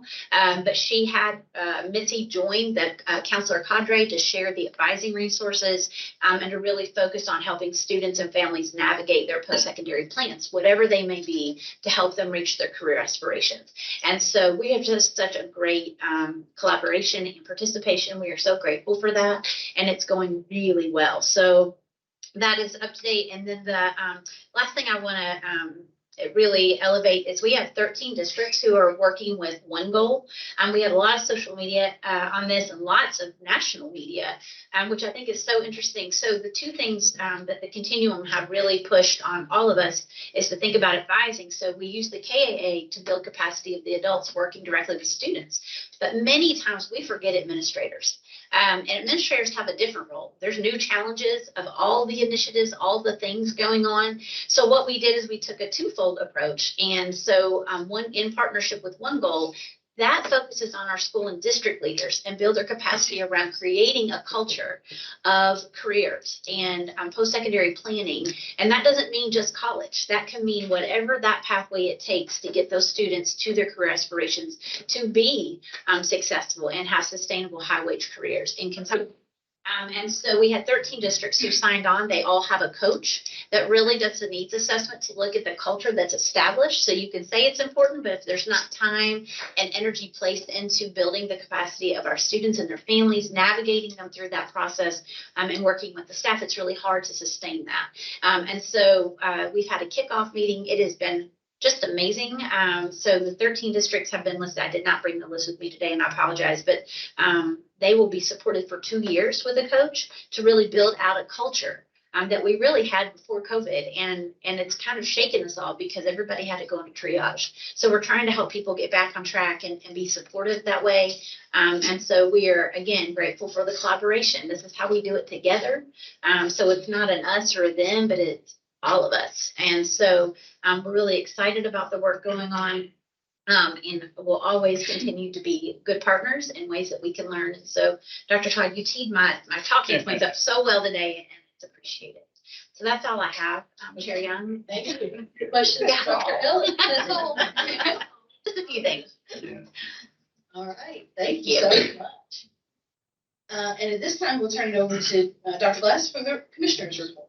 Thank you, Madam Chair. To begin, we're very proud of KDE's 50 state-operated ATC centers that provide relevant, rigorous career and technical instruction to over 16,000 students in the Commonwealth.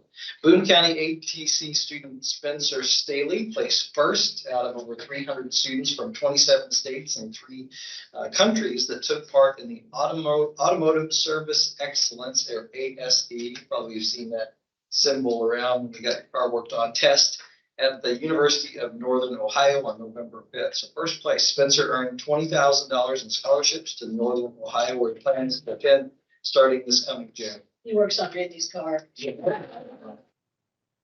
Record, no, but yeah. Cars there. Breathitt County ATC Future Business Leaders of America students had a great time at the Trunk or Treat or Head Start. The students enjoyed being an active part of their community.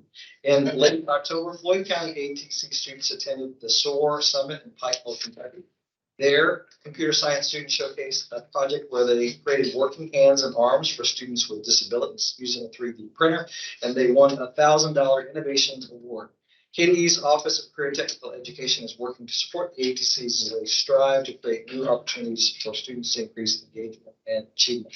I also had the opportunity to visit both the campuses of the Kentucky School for the Blind and the Kentucky School for the Deaf over the past month, and I continue to be so impressed with these amazing schools and the educational communities they have created. The KSB Boys Varsity Goal Ball team, which I'll tell you about how that works in a second, was undefeated at the North Central Association of Schools for the Blind Conference Championship on November 5th and brought home the first place win for the first time since 2008. Goal ball is a team sport played exclusively by the visually impaired. The game is played with 2 teams of 3 players who try to roll a ball which contains bells through the past opposing team into the net to score points. So we should have the Board of Education challenge. On November 17th, the music department hosted a fall concert showcase.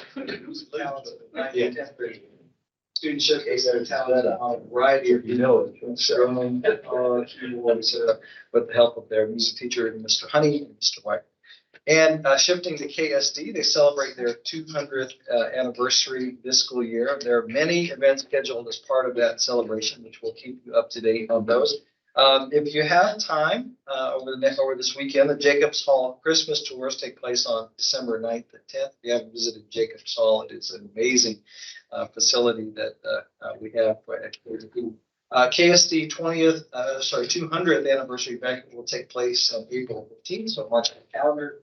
You can do some of your well-earned tax refund at the banquet. Additional information is available on the 200th anniversary webpage. Again, I'm sure you have that information. Outreach staff organized and the regional deaf and hard of hearing spelling bee during October and November, and events were divided into elementary, middle, and high school competitions. Congratulations to all the students who participated. Madam Chair, that concludes my remarks. My report came down in the portal, and I'm happy to answer any questions that members. Excellent. Any questions for Jason?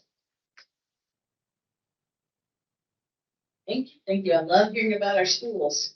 And April 15th, more information to follow on the 200th anniversary of KSC. They've been working on that all year. Okay. Volunteers for the goal ball team? Yeah. Sharon ran out.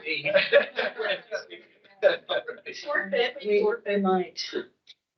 All right, thank you. At this time, I'll invite KDE Associate Commissioner Rhonda Sims and her team, including Division Director Tim Neal and Division Director Jennifer Stafford, Chief Academic Officer Vicki Red. Have y'all noticed that Vicki only travels with an entourage?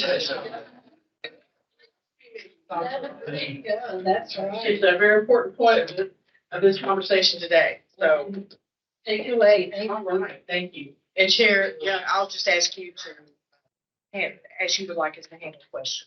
Okay, yes, so, let's be casual. So if you have questions of anybody who's speaking, if you wanted to politely interrupt, that might be helpful. If not, and if you feel more comfortable saving to the end, we'll make sure we have a chance for you to engage around any questions that you may have, and you will find information in your report. Thank you. Well, it's a pleasure to be with you. And I will mention that we do have Mark DeCandia with us in the audience. Mark is our NAEP coordinator, so the National Assessment of Education Progress, and works in Kevin's division. And so Kevin is sort of the all things data and reporting, and Jennifer is all about the support and the communication and the Office of Assessment Accountability. And today, we wanted to take a little time with you, and we just appreciate being on the agenda. Since your last board meeting, we've had several major releases of data. And so we think it would be valuable to have just a little conversation around that. But more importantly, once we sort of see the pattern of performance, then what is occurring here at KBE can sort of be supportive of schools. And so that's why Mickey is hanging out with the assessment team today. So she's going to help lead that conversation, obviously. We did release in about mid-October a comprehensive set of data that included the results of the Kentucky Summative Assessment, graduation rates, ACT performance, K-Screen, as well as accountability results. And then also late in the month, the National Assessment of Education Progress released specific information. The board did receive briefing materials, so you should have received some copies during these releases. But this morning, we want to just take a little brief snapshot of some of that data. The data slides, we've kind of organized those around content performance. We've given you disaggregated data as well. And trends, if we have trends. And that is part of the complication. We've talked, and I've heard the word COVID many times during this board meeting, as well as others. Kentucky had a lot of changes during COVID, changes to standards, changes to assessment. So we were not able to have a lot of direct trend. We can do trend for graduation rate. There are some national measures, though, that did maintain a trend. NAEP has maintained a trend, as well as the ACT has maintained a trend. So we're going to begin today with those national measures that maintained a trend during COVID.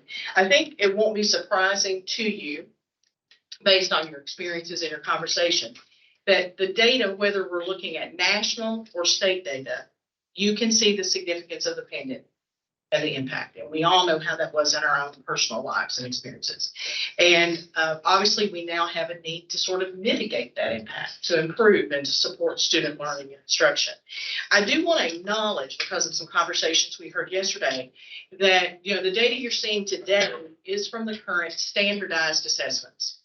And they fulfill state and federal legal requirements. But these assessments are limited.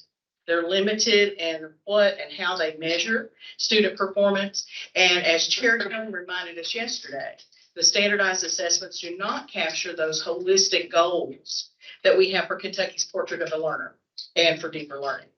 The Kentucky United We Learn Council is obviously moving the Commonwealth toward an innovative and exciting future. Dr. Stafford, Jennifer here, is co-leading the Accelerating Innovation Subcommittee and is supported by the entire OAA office in that work. And so like our colleagues, we were energized by those recent 2 days. One of our employees yesterday was asked during a meeting of one of the advisory committees, what is OAA's reaction to the council and its work?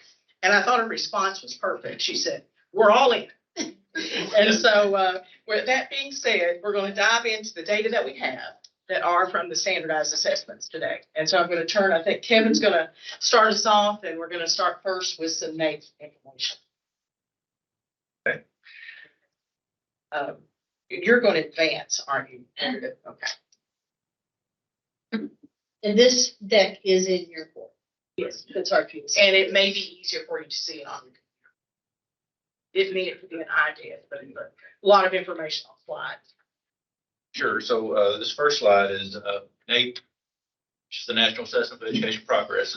It's national assessment process. It's consistent across all states. So it's a fair measure. So this kind of shows a picture of where Kentucky stands nationally. And you'll see in 4th grade reading, you see the states that are higher than us.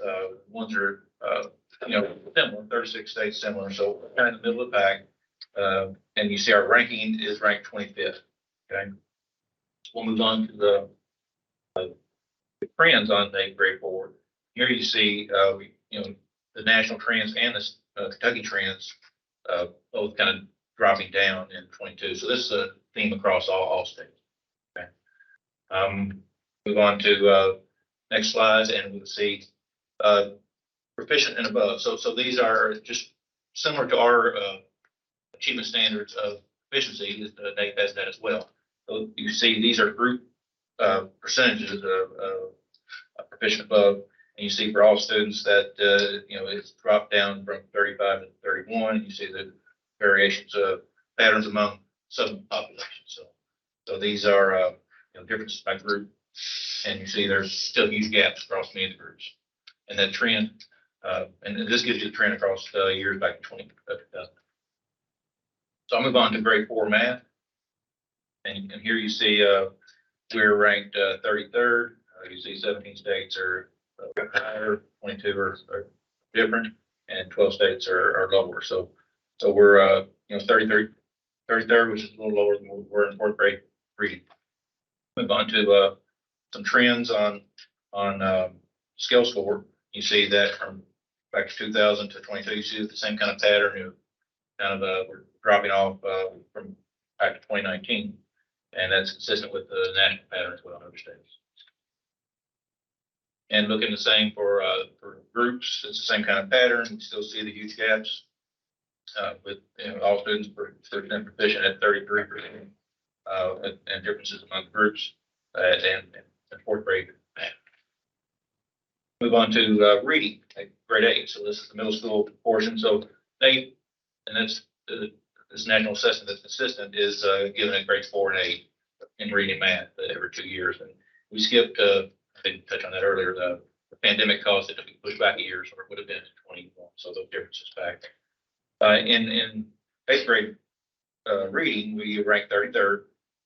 The nine states jurisdictions above Kentucky, 33, not different, and 9 lower. On to the trends, same pattern. Well, moving the year due to cohorting moving forward. I think that as far as even, we'll go back to even numbers, right? So it's still 2 Back years to even. apart, right? Okay. So they'll push it out to, Well, not back to even, only to be. continue to be used. So the next year will be 24. Keep the cohorts. Right. So they'll keep their trend. I think the goal for NAEP is to keep the trend. Right. So, but you see it in this pattern of, they've kept their national trend. You see there were years where we caught up with the nation, and now we're still at the nation for 8th grade reading. There's no significant difference in those scores, but you see the nation in Kentucky still to the right. And move on to groups. This is the same kind of pattern. You still see percent proficient and 29% overall. And the groups, have gaps among the groups. And patterns are still consistently moving slightly down. If I move on to 8th grade math, we're ranked 40th here, so a little lower than the other areas. So middle school is a little lower than 4th grade. So 25 states higher, 20 states high difference, 6 lower. That's that pattern for 8th grade. And 8th grade math trends, even a bigger drop here. You see the separation between nation and Kentucky, where we are significantly lower than the score than the nation. So that's concerning 8th grade math. And the same pattern exists for 8th grade math and looking at groups with percent proficient at 21%, which is slow, and you see a difference among separate groups as well. So maybe before we go to ACT, let's go ahead and pause a little bit.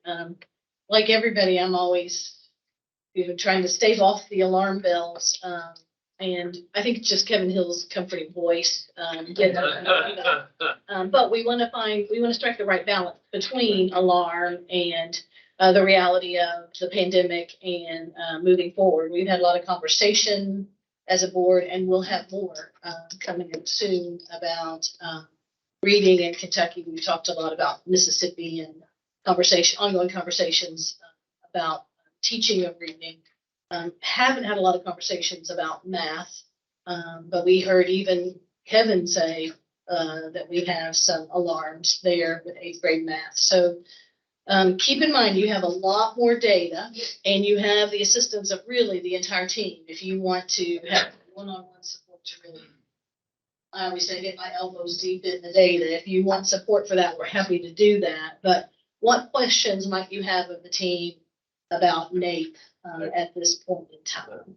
Dr. Poe? Yeah, because I love data. I kind of talked about that yesterday. I think, but the thing and I've always had a concern with NAEP, and I think that, and the NAEP expert back here can help, but Mickey, I'll probably be drawing my questions that I have with this, because we also had a public comment on this particular. Yes, and we'll refer to that one in the comment section. But my thing has always been back and going back, and I'm glad you added the comparison glide, because I think the problem with NAEP, and help me out, the problem I always have with NAEP is we get our Kentucky data, we compare it to other states, but Kentucky in and of itself isn't necessarily comparable to other states, and that's why you got to dive deeper into the data.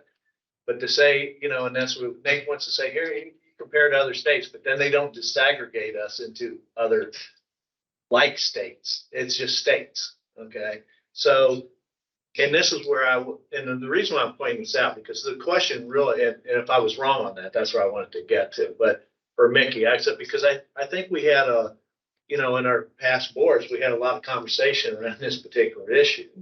And this is why I think letters are so important in the work that we're doing, and people realize, because I think when people will look at this data, and that, like you said, data at a glance, and then they're going to assume a lot of things from that particular data. But if you really look at it, I mean, and we've had this conversation before, and I know Mr. Robinson and I are on the same page with this particular one, unless she's changed on me. But when I look at this thing, I think it's just, what we do to some of our sub-gap students. And we just, as a board, can't accept to outside people to think that we're doing okay when we only have 9 or 10% of our African American population in the subcategories reading proficiency on 3rd grade level. So I want people to realize, because I know during that pandemic, like everybody else here got those emails from the thing about different types of reading and whether they supported the work that the department was doing. So I want to make sure that this is one of those commitments that we are making sure we're committed, because, and we are committed. That's the wrong way to do it. Making sure that we're getting the word out, because I know in conversations with Mickey that, we offer great opportunities for professional development around the state, but just like FAFSA, we're leaving that on the table. Our districts aren't getting people there. We had open slots that we could have more teachers in, but we're not. Because some school districts will get this data and look at it and say, oh, well, we're in the middle of the pack. We don't have to really do anything. But when you start, and that's why I do like these other slides. I'm commending you on asking them, because going back to Dr. Holliday's thing, there's the good, the bad, and the ugly. Okay, the good thing is, yeah, we're here. Let's celebrate that. That's the good. Here's the bad. The bad is the sub gaps, and then we got some really ugly data. But in order to solve this really ugly data, where I need your help, or in the future as a board member, is letting me know those highlighted spots that we have in Kentucky. So as Dr. Todd and those ones were saying, when we're going out to visit, we want to visit those really extremely great places so that we can learn from them. And then we can go back and do something, because I don't want people to think that, I mean, at a glance, it sounds like we're doing great, but then we are doing great with some subgroups. But when I look at some of these, I'm just sitting there thinking myself as a parent, and that's not acceptable in what we're doing. So help me out there, I guess, from the standpoint of letters with Nate, how you're doing things to improve this, so that that's a clarity for the people out in the audience to know what we're doing in relationship to those gap scores, and how we can support you in that work of getting the message out even greater about what you're trying to do with letters. I will say we are using this first phase, this first year of our current approximate 2,000 participants to really collect some of that quantitative and qualitative data. And it has been very compelling. We have been able to join with Hancock County specifically. And I know that Robin Pointer would be willing to speak to the board and really discuss in greater detail the work that they have done. And we've been able to capture messages from their teachers who are a part of this learning. And that has been more compelling to other educators, much more than I could certainly say, or Christy Biggerstaff, our director of early literacy, could say. So I think that we can coordinate with Meredith to get you some of that, the qualitative data, but then also, as the agenda allows, bring some of those representatives to the board to speak for themselves, rather than us just doing that always on there. Yeah, I know that in some of those, in the conversations we've had, I mean, we've got, and I think for people out there, they've got to also realize that there's a difference from, because I think in one of the things it was, well, things can be done. Poverty is not the issue, but we do know we have to remove trauma from students' lives to get at some of these things. So, when we compare like some of the districts, it's great. When you're dealing with generational poverty, it's easier for us to break that cycle, because we're dealing with generational poverty over time with families, but then you're dealing with transitional poverty. So we don't want to take, oh, these 10 schools are doing great. There's always been poverty and they're really doing well on reading, and then try to take it to a place that has transitional poverty and do the exact same thing. So I think those breakdowns, and that's the type of breakdowns that back in the day we used to get. We called them the good. I never liked that calling when Dr. Holliday came into my county with our chief performance officer. As I said yesterday, how they used to come in and be able to help us. And they said, no, we can't come into your districts anymore. That was a tragedy. But we looked at those subcategories, and then what we did, we were able to build a plan around that. So I'm just hoping that, and that's what I said yesterday about letting those performance indicators, because I know they have the breakdown of every school district and every subcategories, because we used to do it. But those school districts that wanted to have further breakdown, to have that conversation, we as a department stopped doing it. That's way before you're here. So, but I would like to see that again, that Mickey's department with the chief reform, if they have the breakdowns and a district wants those subcategory breakdowns, that we should provide that information for them. And that's where I'm saying about us supporting them as a district in the letters campaign, because we've got some districts taking very good advantage of it. And then we got other districts that don't even have a person there. And if we're truly going to get at these scores, we have to have every district involved in that going forward. I mean, I heard a staggering statistic that we have about 20 to 30,000 teachers or something in relationship that that need this training, but we're going to be going into are in the first year and we got less than 10%. So we're not going to be able to make a lot of changes there unless we do something about it. It's going to take too long to get there Yeah, with 2,000 a year over 10 years. yeah, but keep in mind that districts too. No, I understand that. No, I attacking understand the problem. 100%. I 100%. But that, how do we go about supporting that work further? Sure, I agree. I guess one of the things I do want to clarify is I don't think anybody will look at this and think, Randy, what you said that, oh, we think we're doing great. I think everybody looks at this everywhere, every state in the nation and says, what are we going to do? We've hit a new place and we're starting over from a new low place as we move forward. Folks will often say to me that they misunderstand the notion of United We Learn and deeper learning as somehow anathema to improving reading and math scores, and that's not the case at all. Deeper learning is premised on the notion, Jason's article hits this nicely, premised on the notion that students are learning to read and to do math well at a proficient level, and then going beyond that. So in my mind, it's all built on a foundation of really good reading and math. And I think the data speak for themselves in that regard. And so we don't want to send any kind of message that says that learning to read and to do math is incidental. Instead, it is very intentional in the movement as well. So in the spirit of Dr. Poe's notion, whatever we can do that moves this work forward, we're committed to on the part of the board. Like I said earlier, I think we have some notion of where we're going with reading and how the board can support that. I think we do need to know more about math. I think we need to hear kind of some direction from the agent, from the department about how we can better support school districts and schools around math as well. Just wanted to make one clarification, just to make sure we're all on the same page. NAEP is unique in that it is administered nationally, but to a randomized sample students. Right. And so there is no district data Right. from NAEP except for Jefferson County that participates in the TUDA program, Yeah. which is the urban district. So I do think it provides a bit of a flag, like an intention, Right. but then there are other assessments like ACT, KCSA, which allow you then to dig down into your own district data. Well, I guess that's where I'm leading to. There's been questions, why are we doing this data diagnostic? To get at what you're saying.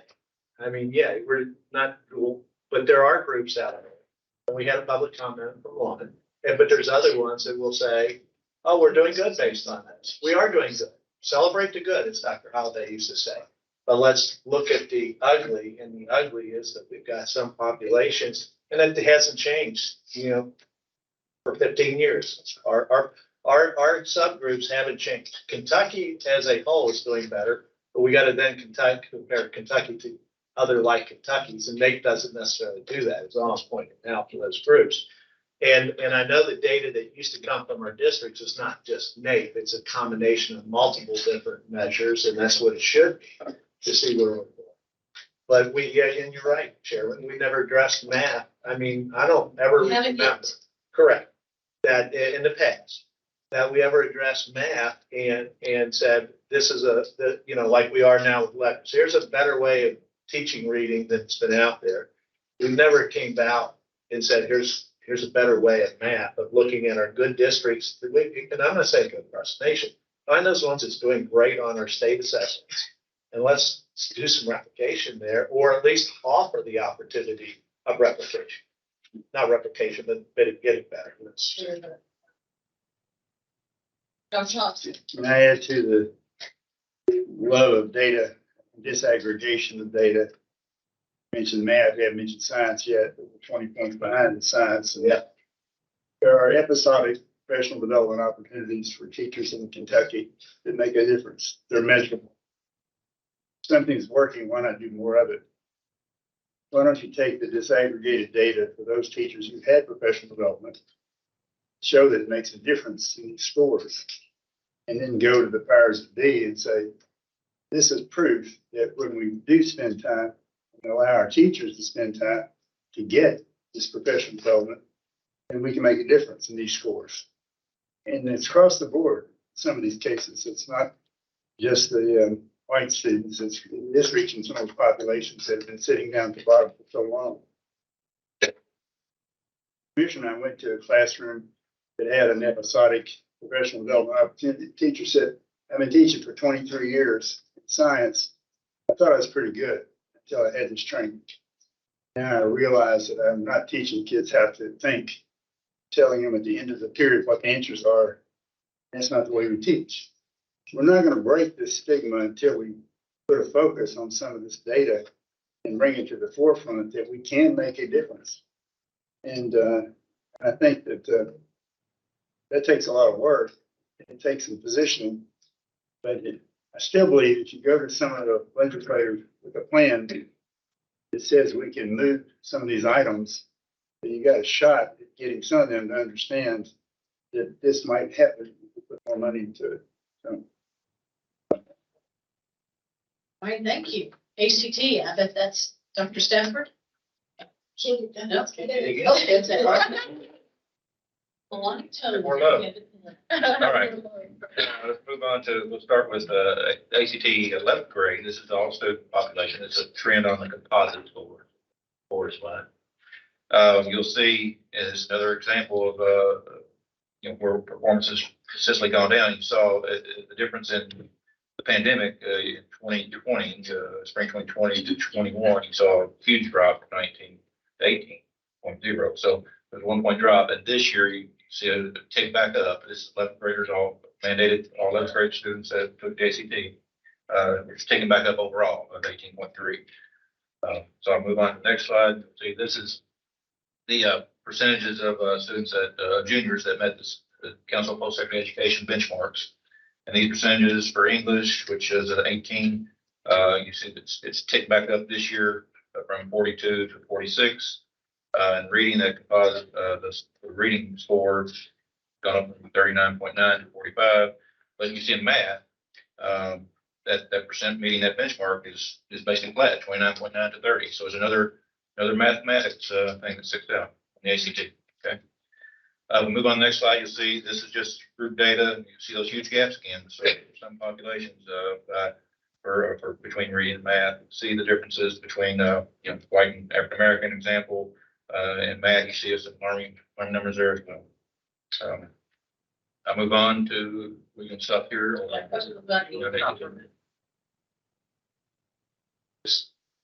Same thing, I guess, with ACT of a comment that I received from somebody that advice gets for it. Help me with some of the raised questions around the area of bias in ACT, and this might be even a more of a question to Amanda with our post-secondaries, dropping ACT as a particular measurement of going into school, because we have learned that from the data from post-secondary, and I heard Dr. Thompson speak at one time, was that math keeps kids out of college, but it's their English and their literacy that keeps them from graduating. Okay. So my question is, what is, when we look at this data, is this a true measurement that the post-secondary is looking for, that we were doing, that we should continue? What weight should we continue to put on ACT for a look at as an analysis of if we're doing well or not, based on all the biases that's come out of the last 2 or 3 years on this with the post-secondary? Is that a fair question that I'm talking about? Yeah, it's great. We talk about this a lot, actually. And all of our public institutions are test optional when they go to apply. A lot of the institutions still use ACT. It's an optional measure to use for class placement. But when we did a study, so we recently at CPE in the last year or so did a study on predictability. The most predictable piece of it was the math on for class placement purposes, not sustainability and completion of college.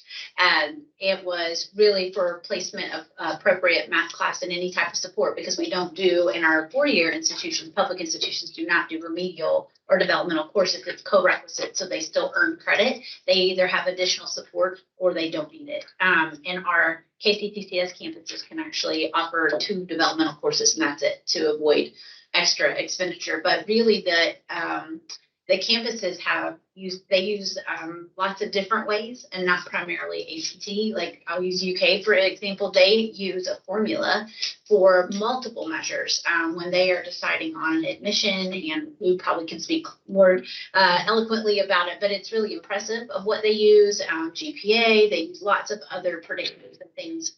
But it is not primarily the ACT.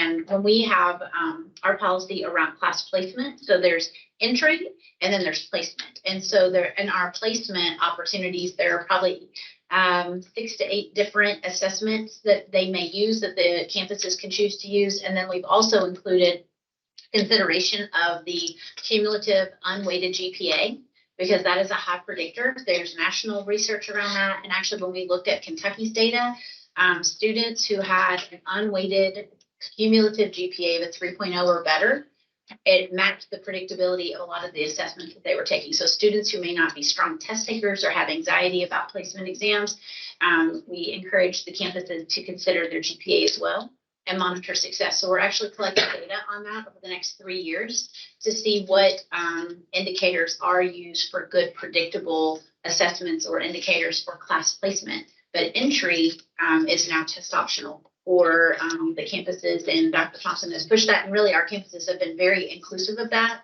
and have done well. Yeah, because did you not have a study that you all released that the ACT was not the predictor of completion?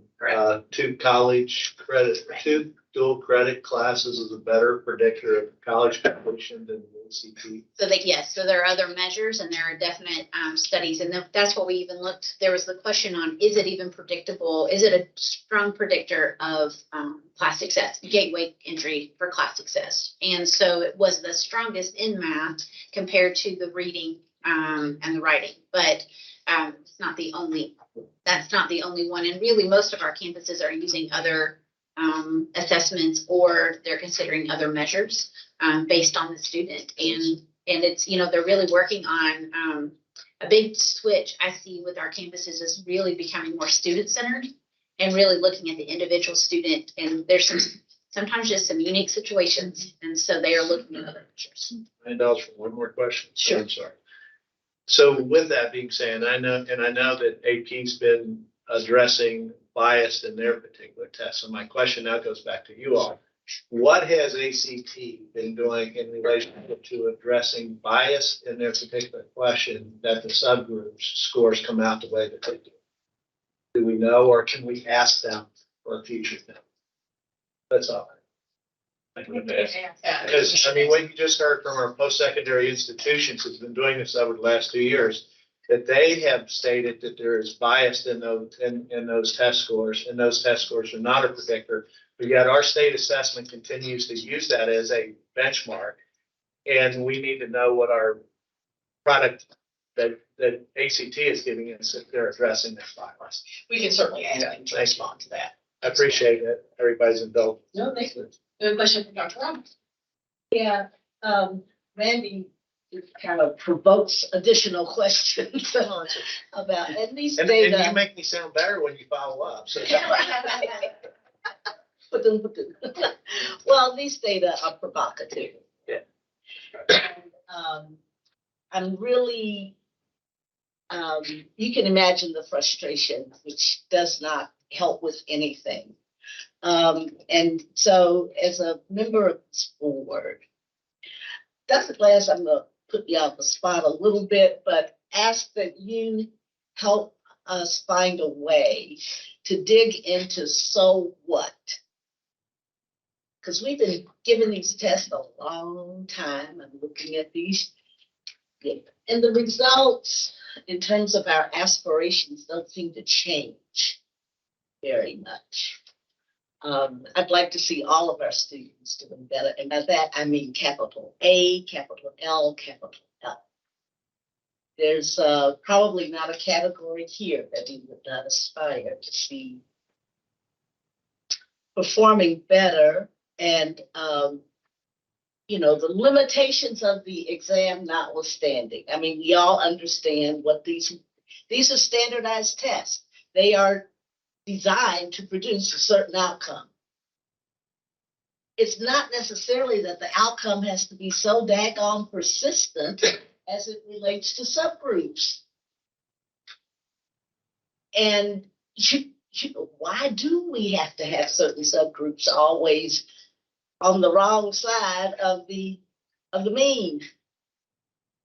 And so if we're gonna keep using them, so what? And I'm saying that in order to help us think about prioritizing measurement tools that give us information that supports an answer to the so what. I mean, I've seen enough of this all my career, but I never get to the so what. So, I mean, I'm not trying to be, this is not to throw a bombshell or anything, but it is to beg us to get to some, a position where we're problem solving. And I want to see us spending more money on problem solving and interventions and careful measurements and of productivity of those interventions.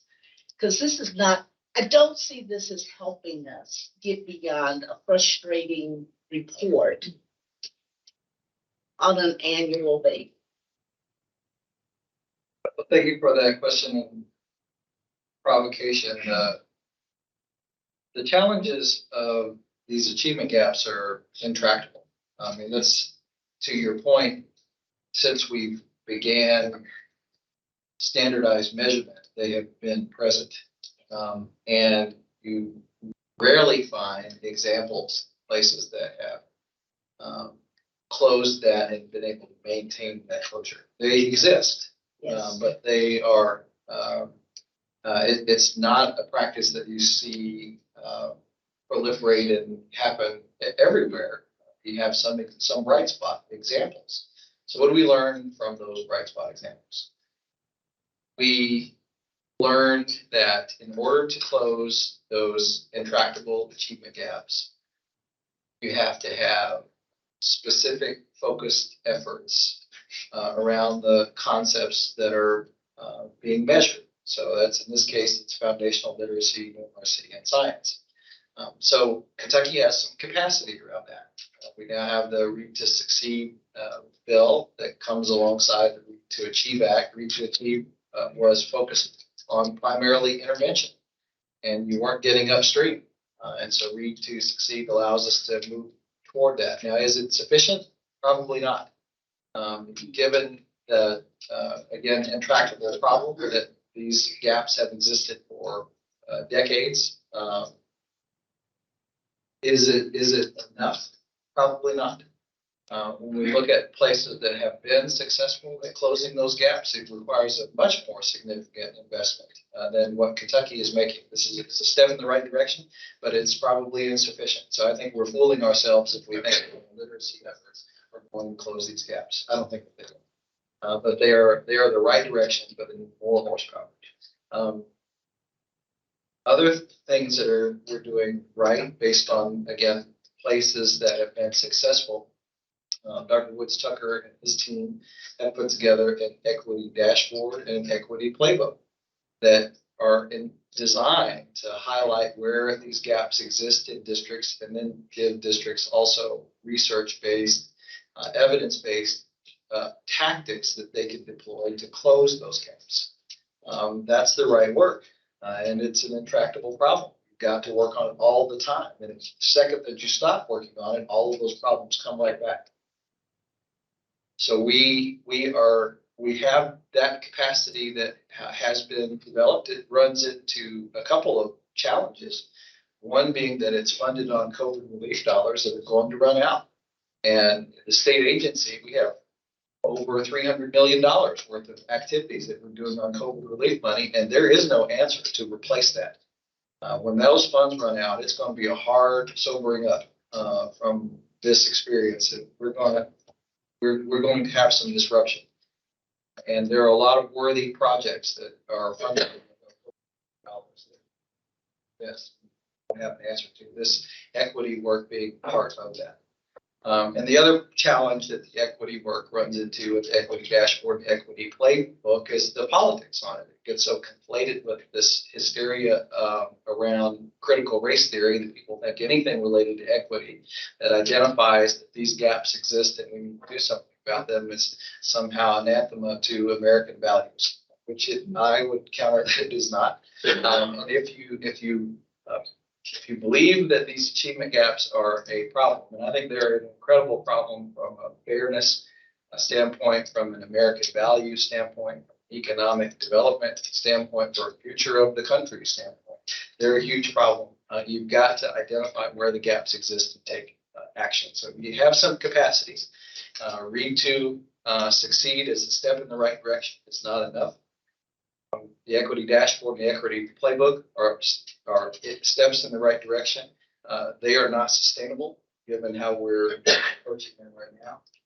And it's been raised, the challenges around science and mathematics need similar attention and focus and resources. And we don't have a focus statewide effort around the areas right now. But if you really wanted to do something about the challenges that you raised, Bo's raised, and that we all see, and that go back decades in this data, we need a focused, well-resourced strategy around this, all of these things. And until we do that, why would we expect any of this to be different?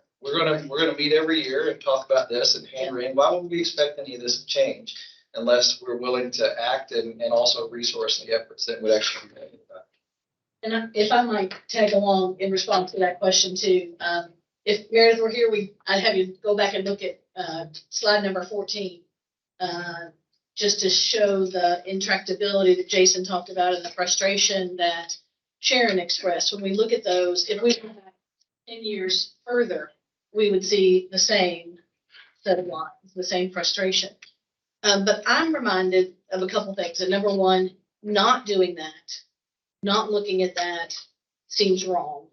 It seems like we are masking the real issues there. So not doing it, I think, is not the answer there in terms of that. But grappling with our frustration, I'm always reminded that behind every one of those points on that chart are children's faces who are experiencing reading and math in different ways from their peers. So from a leadership perspective, for me, I grapple with it at the granular level of how do we make this one's life better by doing better work in the classroom and by better preparing teachers with the resources and the training that they need.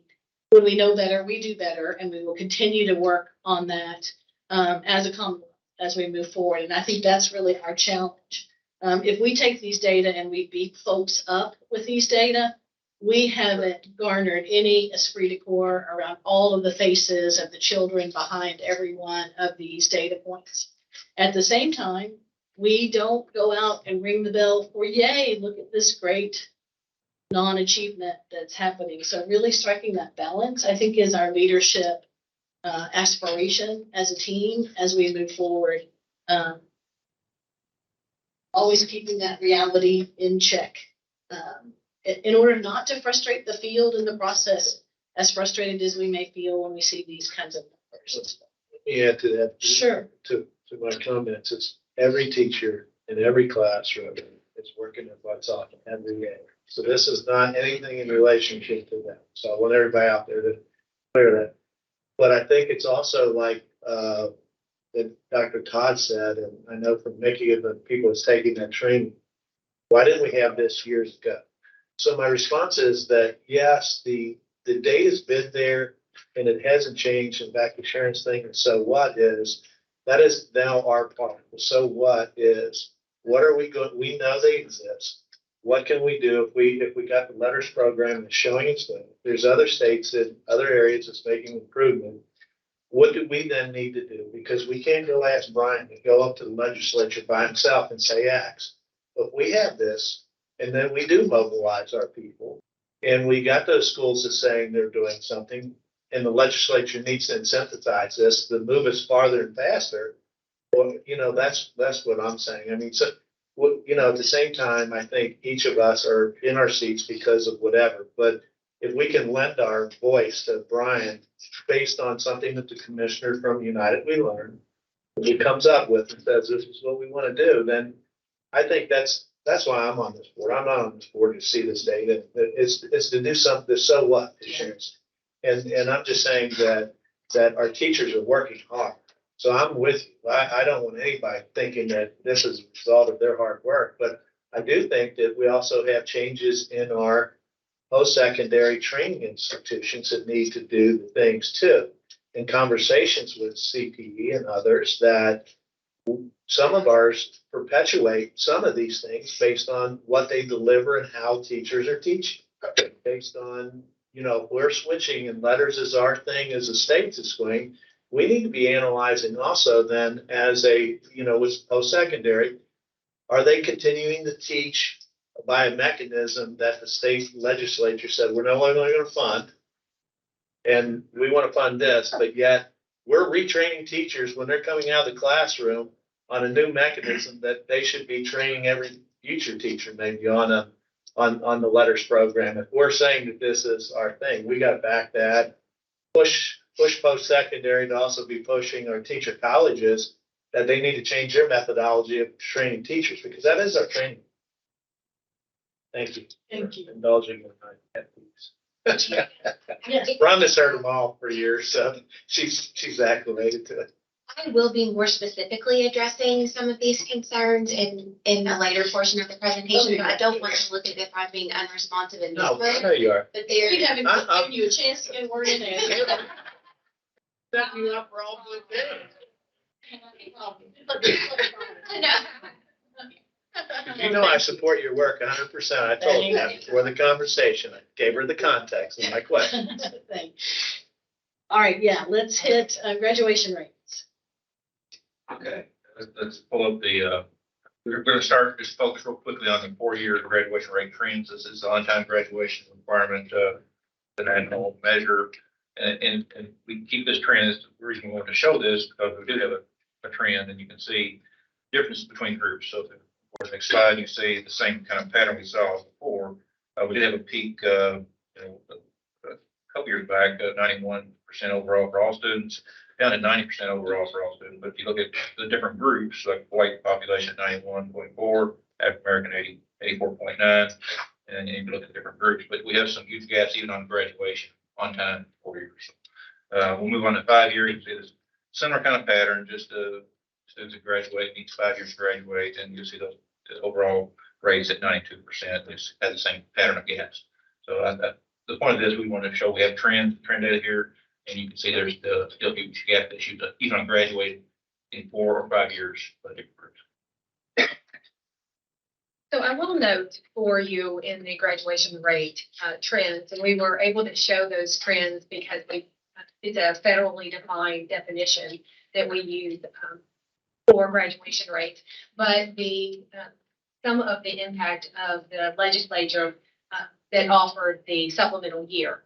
Many of our students did take advantage of that COVID year, as it is commonly referred to, and they were not counted as on-time graduates. But so that is some impact on the trend that you see.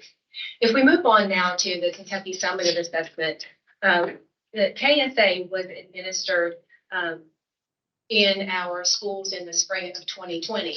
And although we are toward the end of the pandemic, let's hope that we're coming out of it, our schools and districts faced tremendous challenges last spring. And I want to commend our district assessment coordinators, our building assessment coordinators, our test administrators for the tremendous effort that they gave on administering our state assessments and our national state assessments, because it was an all hands on deck administration, and our guidance counselors, our principals, our district staff, we heard stories that they were having to pull everybody to help administer the assessment due to the challenges they were facing. So it is acknowledged that our our local districts put in tremendous efforts, as they do, as Dr. Post said, every single day. The Kentucky Summative Assessment is administered at grades 3 through 8 and 10 and 11. And we are not able to maintain the trends as the other two assessments that Kevin described before. There were changes in the assessment, in the design. The reading and math standards, as you heard yesterday, that the science standards and the social studies standards are being changed. The reading and math standards were revised, and the spring of 22 was the first time that those standards were assessed in an operational setting. So because of those changes to the standards, and also because of the test design itself was changed. The design of the test was a matrix design, and that means that the school got a wide range of items on particular standards, but each individual student took a smaller assessment. So we were able to get broader coverage across the school, yet the individual student took a fewer items, a shortened test, and reduced the amount of time that was took in the classroom. So due to all of those components, the trends on the Kentucky Summative Assessment were not there. So as we look at reading and math, we've got elementary, middle, and high. And looking at the Kentucky Summative Assessment, they will show a similar level of pattern, both at elementary, and then the next slide, Brian, is middle and high school. So you will see that there is a similar level of performance if you'll look at the performance across these as they compare to the ACT and our NAEP data. You'll note also that the impact of the pandemic was across all of our groups. So all of our groups had impact by the COVID. Reading and math is administered at grades 3 through 8 and 10. For science, social studies, and writing, as required by state statute, and that these contents are administered once per grade level. So science is administered at grade 7 and 4, 7, and 11, and social studies is 5, 8, and 11, and as well as writing. So you'll again see a similar pattern of performance in each of these content areas. Now, as Dr. Glass noted with us when we went out with the results, he said, take these into context of what they are. Let us move forward with those, understanding where we are in the level of performance, and let's get back to work. And that's exactly what we've done. And so I'll pass it over to Mickey, who will talk through and provide some information about the exciting work. Thank you so much, Dr. Stafford. So first, just to address Vice Chair Robinson, your comment about the so what, I don't mean to oversimplify it, but I think for us, and what you'll see reflected in the statewide efforts to support teaching and learning, it really is about providing access to, as you said, capital A, capital L, capital L, all students in terms of grade level instruction, and then denoting the fact that all teachers deserve access to the high quality professional learning and the instructional resources that will allow them to meet the diverse needs of students within the classrooms. Because we know that no one professional learning opportunity, no one instructional resource can possibly equip them to meet every need, but it can get us closer to addressing the compelling needs that we obviously see in Tier 1 instruction, and then also what can be tailored to the student needs as they move into Tier 2 and Tier 3, potentially beyond. But I am happy to be here to address these efforts, and it is going to focus primarily on what's happening within the Office of Teaching and Learning, but I wanted to make sure that I stated that the OTL is not the only office who is providing effective supports around teaching and learning across the agency. So I'm hopeful that I have picked the correct grain size and that this is helpful to you as we move forward in thinking about the data today. So I am going to begin by focusing on our literacy efforts. And when we think about the components of a comprehensive literacy plan for the state for K through 12 instruction, we've narrowed it down to a significant need to address professional learning, of course, and coaching. So ongoing supports for teachers in that professional learning, valid and reliable early literacy assessments, and that's what our first slide will address. I'm going to speak to that in just a moment. This would also Thank you, Cherry. Also, high quality instructional resources and those tiered supports that I just mentioned for students that do demonstrate diverse learning needs. Implementation networks and communities of practice. One thing that has been so powerful to see both with our deeper learning initiatives and United We Learn, there is power when educators can come together, can discuss those problems of practice, and then talk about different ways that they are working to meet the needs of students based on that problem of practice. And then also resources for family. So all of those things really are working together to inform our comprehensive literacy plan across the state. So this first slide focuses on the early literacy screeners and diagnostics. And this was part of Senate Bill 9 of 2022. So the KDE was charged with publishing a list of approved, valid, and reliable universal screeners and diagnostic assessments for early literacy. So the law addresses K through 3 specifically. And over and over again, we are seeing the importance of this because if a school and district does not have confidence in the accuracy of the diagnostic or the screener that's being utilized, if they're not able to interpret the data and take those results and then know how to take steps towards effective instruction and those intervention supports needed for students, then what really is the point of providing the screener and diagnostic to students? So this is our efforts to provide clarity and be very transparent around the markers, the selection criteria. And so that's embedded in the slide for you, but you can see there, we did focus on classification accuracy, reliability, and validity. And we're using markers from the National Center on Intensive Intervention. And so on the website, both for superintendents, building administrators, and others, we have one like at a glance pages. So they can see all of there are 7 screeners, 7 diagnostics. They can look at that in a comparative sense, or they can look at it in a more detailed one-pager so that they're making the best choices to meet the local needs of their communities, of their students within those schools. So that's really the first step, and it's an important step because it's the information that's gained from the diagnostic that can then help teachers and other educators to know what the next steps would be for individual students and whether or not they need more intensive supports based on the interpretation of that data. So an important piece. The next slide connects to the Kentucky Reading Academy. So this is the statewide professional learning. This would eventually move into the coaching supports that are in place around early literacy. And again, this was required by Senate Bill 9. And we have discussed funding, and I bring it up only because in this case, we do have the $10 million that was an internal KBE initiative to move this work forward. And that is now supported by the larger Read to Succeed grant. So this is something that will be sustainable.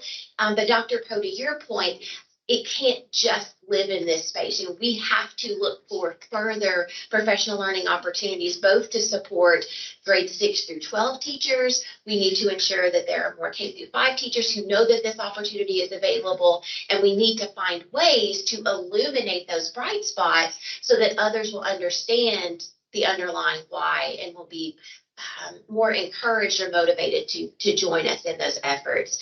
Right now, we do have a phase 2 interest form that's open, but the registration process for phase 2 will not actually begin until May of 2023. So we are well into the phase 1 work, and we again are curating feedback and both quantitative and qualitative data that will be tracked over the course of the full contract. And I think that will be illuminating, and that's something that I would love to bring forward to the board with Christy Biggerstaff in the spring, perhaps, when we have more. So that is one component. But the next slide really is our what's next.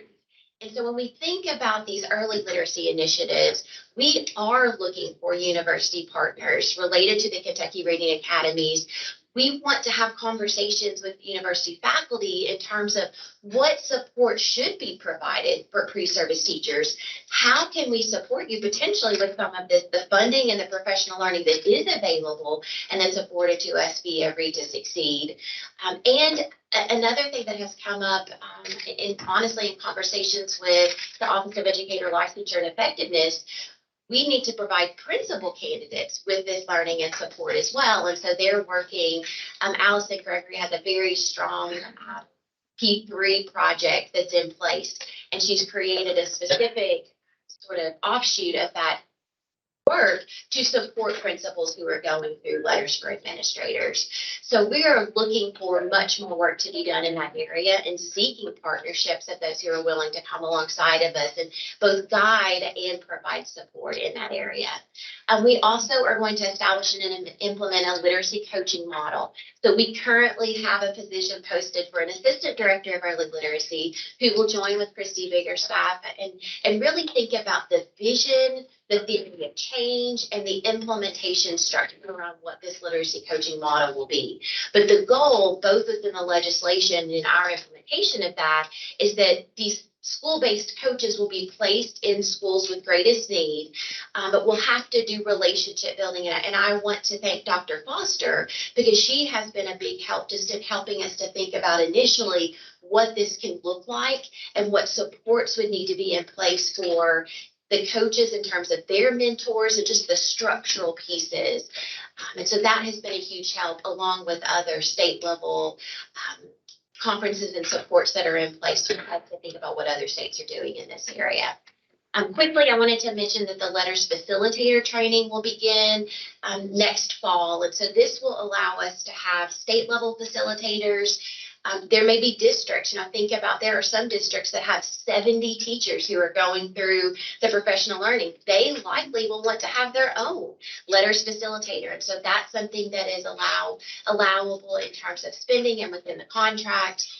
We also are looking at read at home plans and resources, and we've partnered with the National Center for Families Learning, the Kentucky Collaborative for Families in School. And so they are coming alongside of us to promote the read at home supports that not would place more weight on a parent, but the way that the parent can engage with the student at home to ensure more successful learning opportunities within classrooms across the state. So that's a very important part of this work that is just beginning.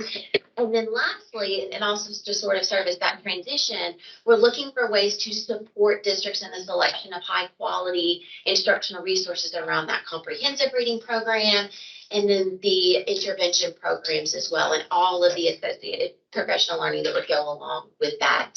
And that certainly is a K through 12 initiative, but is also required within Senate Bill 9 for K3 specifically. So that's sort of the first chunk in terms of the literacy plan. The next part of the presentation moves on to our pilot programs.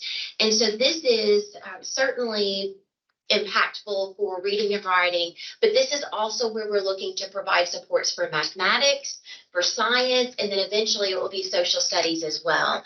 And so this designing high quality local curriculum pilot program, it does establish relationships with local districts. It allows us to have a collaboration with the regional cooperatives. They have staff that comes alongside the districts who were selected for the pilot program. And then we're also using SRR funds to work with Achievement Network. And they, if you look at the Rivet tool, they are known for their work in these early implementation efforts. And we have been, it's been a pleasure partnering with them, honestly. They are very knowledgeable. They have capacity that simply don't have to go in and provide school-based coaching and district level coaching for the districts who are partnering with us in this work. And there are really three goals. And the first is to support them in developing a local curriculum that is aligned to their instructional vision. And this has been the most fascinating part of the work. So the curriculum development process lives within the model curriculum framework, but to see the districts and the school leaders come together to craft that instructional vision, that's where it really is exciting, because you will see there, that's where they connect to deeper learning initiatives, perhaps project-based learning. We see connections to, of course, the Kentucky academic standards, but all of that sort of serves as the foundation or their North Star for the work that they're doing around local curriculum development. So that's a really powerful piece. And I think you would be, and there are examples, but I think you would be interested to see that there are many connections to your characteristics of the profile of a learner that live within the instructional vision that really filter what schools and districts are wanting to do in the particular content areas. So that's an important piece, along with the selection of the high quality instructional resources themselves. I'm going to talk a little bit about the consumer guide development. So we don't have an approved list of instructional resources, but we have created a process in consumer guide to help schools and districts make the best choices for themselves, for their communities, for their students. And so within that, I do want to mention that we have partners with Ed Reports, with leading educators, but the most powerful piece has really been in partnership with the pilots, because the pilot program participants are implementing this work ahead of statewide publication. So they have given us amazing feedback that we have been able to circle back to refine these documents and resources that then are published at a later date for the state. So in the reading and writing pilot, we're in year 2. The mathematics pilot just began. It started in September 2022, and it will extend for 2 years. And then the science pilot is in the planning phase, but that's set to begin in 2023. So these districts, in essence, are serving as part of the bright spots and markers for us, not to mention that the co-creation and the collaboration that occurs with them that informs our resources as we move forward. So that's, I think, another very important piece. There are 10 districts in the reading and writing pilot in 18 schools, 3 districts in the math pilot and 6 schools. So we had less funding for math, and we know that that's a need, but we have been able to continue that partnership with ANET for mathematics. And for science, we're hoping to have up to 12 districts and 24 to 36 schools. So that will be informational for us and will help us to identify areas where other professional learning supports may be needed. With the consumer guide, I just wanted to point out that we work with the instructional resource reviewers, and if we, Brian, can you go to that slide? That one, perfect. So the instructional resource reviewers, that's another avenue that we're able to work with our standards writers. So just as an example, for the reading and writing consumer guide that is published for statewide use, we worked with the standards writers for the class for reading and writing. They come back and they provide feedback on the characteristics of high quality, the specific tools for reading and writing in terms of rubrics and other sources that can be utilized by local leaders when making that identification and selection of their instructional resource. The Quality Curriculum Task Force, that stays the same across all the content areas. So that's made up of building and district administrators, teachers, representatives from the co-ops and K groups who come together, and they're sort of our quality control mechanism. So as each individual consumer guide goes through, they provide feedback, and there's that cohesion due to that particular task force. So that is another element. Again, the reading and writing consumer guide is already published. It's on KY standards. The math consumer guide is under development and will be published in April 2023. And then science will be published in 2024.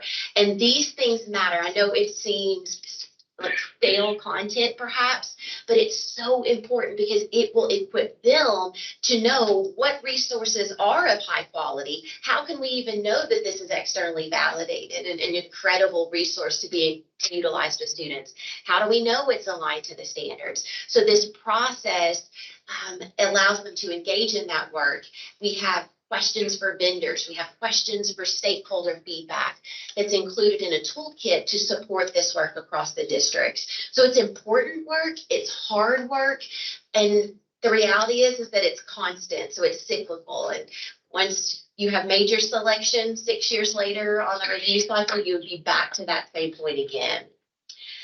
For math specifically, we also have different workshops. So when we talk about implementation networks and supports for teachers, there is a roadmap to implementing high quality mathematics instruction that's occurred via the OTL.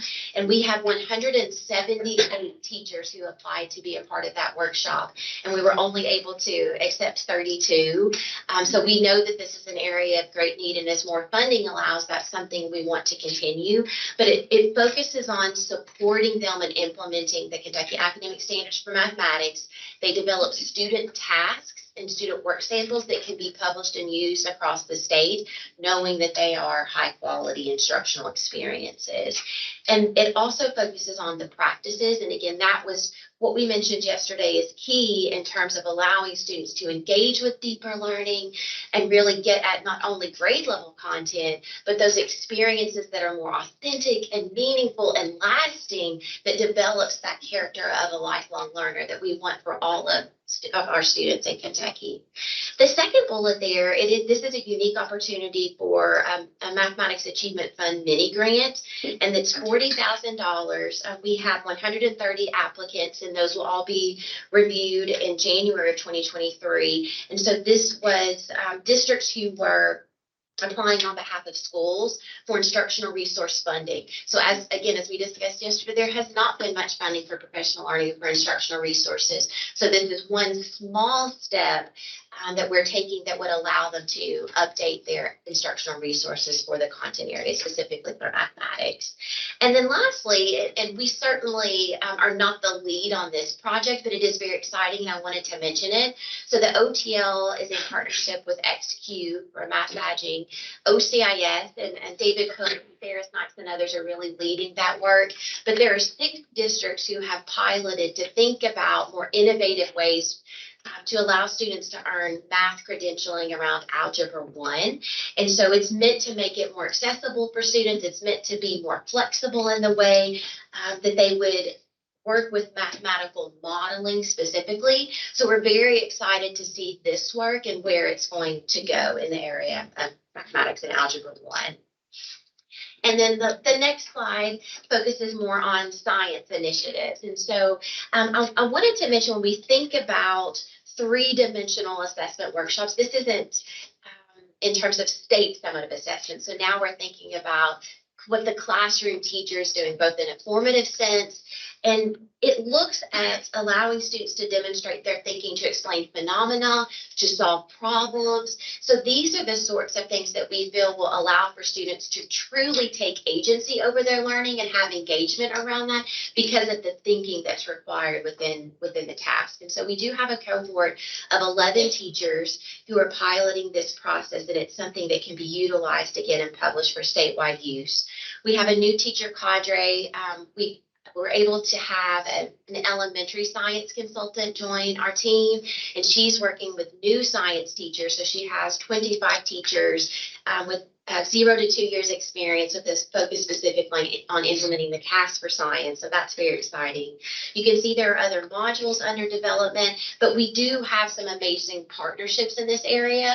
And so I wanted to make sure that I was able to call attention to our partnership with Pinzer. So they have a science leadership network. We know that in order for teachers to be supported in the good work, you also have to have the administrators who are knowledgeable and are able to support teachers in actually implementing that. So the Pinzer partnership focused specifically on a leadership network and creating rich learning experiences for students in science.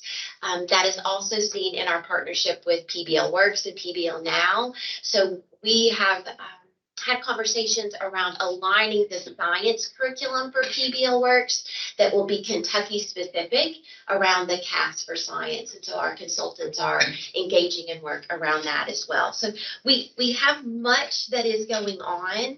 And I feel like the next slide is frankly just too much, Brian. So that will be there in the PowerPoint if you have questions and needs around that.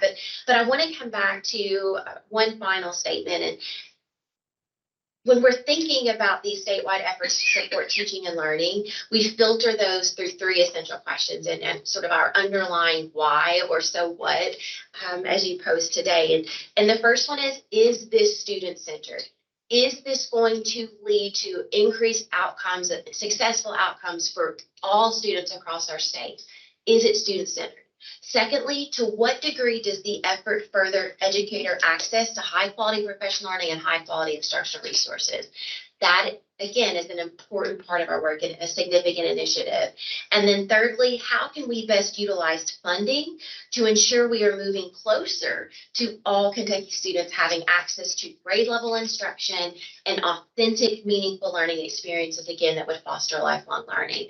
So with that lens, sometimes we have to shift funding to different areas, but we know that the need is great, and we have no shortage of motivation and desire to do good work, but we also want to do it well. So we're looking for quality, not just breadth of opportunities and coverage that, again, just become the next thing. So I hope that's been helpful, and if you have specific questions related to the initiatives, I can address any questions you may have, but would be happy to also speak with you at a later time.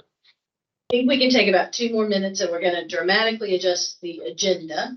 And I'll announce that in just a second. But in the meantime, while you have the team here, if you want to pose a question, or Mickey, might you be able to come back after lunch so that we could delve into this a little bit further? I can't help but think that you answered a lot of the questions that we just talked about earlier, but I'd love to hear more about how you all are thinking about involving educator preparation programs around the same kind of reciprocal learning that's happening for P-12 teachers, so that educator preparation is having those same conversations. So that might be one to think about. If you're available after lunch, that would be great. All right. Hold those thoughts or questions, jot them down if you're like me and likely to forget them. But scrambling behind the scenes to adjust a schedule. And I told Jason I was sorry about that, but I'm not really sorry about that. We said we wanted to have these conversations, so by golly, we're having them. Right on TV. So anyway, really, really good, important, meaty conversation happening, but we also want to recognize that we have an exciting awards portion of our agenda. And so, and folks who commit to be recognized and appreciated for their good work. So the great teams from diversity, equity, inclusion, and belonging and facilities, that's an interesting combo mashup. They have agreed to come back after lunch. So at this time, I'm delighted to turn it over to the commish for the presentation of the Kevin Nolan and Marianne Miller Award. We'll turn our attention there. Looks like a little bit of setup happening here for photo ops. Board members, after our awards presentation, will join our awardees for, I'm sorry, but a really brief lunch, eat like school teachers. And then we'll come back about a half hour after that and finish our agenda. So if you need to make any adjustments to your afternoon schedule, please do so. Commissioner. It is now my pleasure to share the achievements of this year's Kevin M. Nolan, Mary Ann Miller Award winner. The award recognizes a KBE employee for significant service to Kentucky's public schools and for providing inspiration in education. The award was established in 2009 to recognize Nolan's 18 years of service, and the late Mary Ann Miller was added to the award in 2017 to commemorate the 30 years of service that she provided to KBE. The nomination criteria for this award include an individual who focuses on the mission of student proficiency, an excellent ambassador for the Commonwealth of Kentucky, Kentucky Department of Education, and Kentucky schools, an individual who is knowledgeable and productive, an individual who has made an impact in one of the following areas: school districts, community partnerships, parents, and other co-workers through leadership, customer service, teamwork, and community service. The winner of this year's embodies everything it means to be a servant leader. And I'd like to share a little bit about what this year's award winner's nominator had to say about his contributions. In the 21 years this individual has been working at the Kentucky Department of Education, he has guided consultative services and technical assistance in planning, developing, implementing evidence-based practices in early childhood education. He provides ongoing mentoring of new instructional materials, research, and evidence-based practices aimed at producing improved outcomes for the Commonwealth's youngest learners.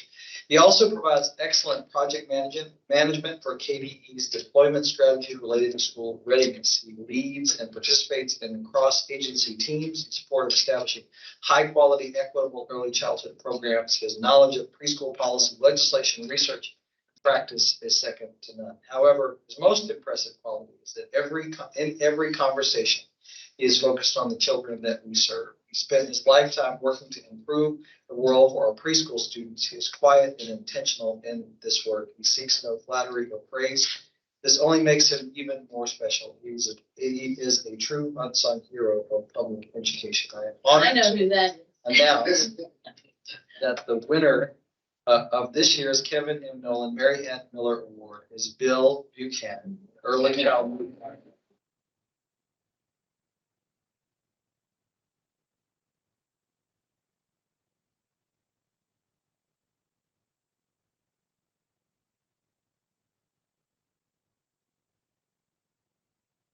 Mr. Nolan wasn't able to be with us today, but I'd like to take a moment to recognize Ed Miller. And I know it's meaningful and bittersweet to honor someone whose hard work after someone's hard work after Mary Ann's passing in May of 2021. She was missed by her husband, her family, her friends at KDE, whose lives she touched. And I was just looking around this morning. You see Mary Ann's work all over the place. In fact, the stands that are here for the flags have a note taped on them that has Mary Ann's name and phone number on it.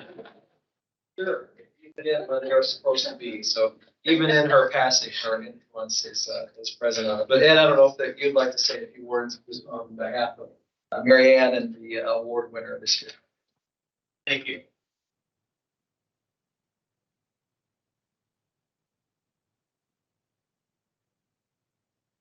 After almost 3 years of COVID and the December 21 hurricane, tornado, and also the flooding that has happened in eastern Kentucky, Kentucky's education systems have adapted and continue to adapt to new processes and develop new ways to educate Kentucky's children. I commend the KBE and the KDE and continue to innovate Kentucky's education processes. Congratulations to Mr. Buchanan on being this year's Kevin Nolan Mary Ann Miller Award recipient. His service to KDE and especially early learning are beneficial to the Commonwealth in providing great education opportunities to children at a very young age. Thanks.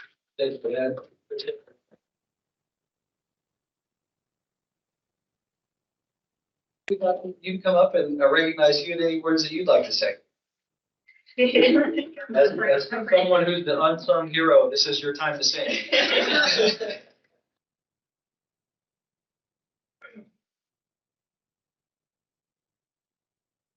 I'm honored. I am deeply grateful for every opportunity to be part of just a fantastic team here at KBE. The compassion, the kindness, the work that we do is just this is but it's unfinished work. We have so much more to do.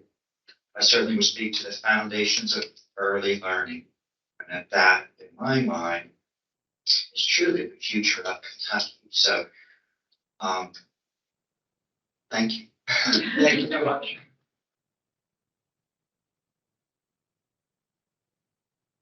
Congratulations on behalf of the Board of Education and everyone here at the Kentucky Department of Education. We want to personally thank you for your continued dedication. Oh, and now I.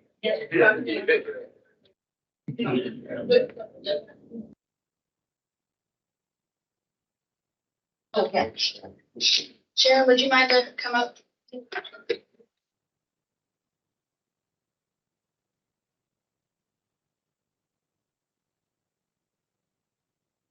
Sharon joining us.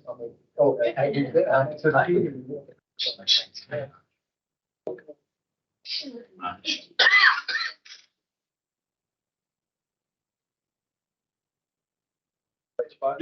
Right, just push for that. You're centered. Yep. A little more. There we go. Get everyone to voice Here's together. Terry We'll all out. sit here.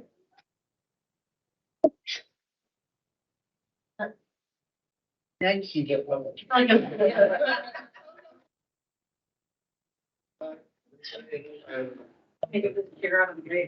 to step back.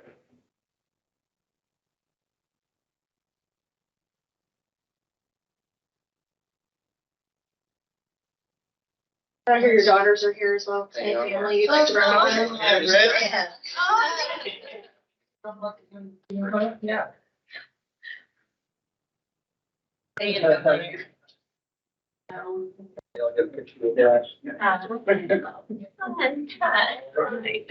like to do a little bit? Yep. So make sure you're even there between the ears. All right, big smile.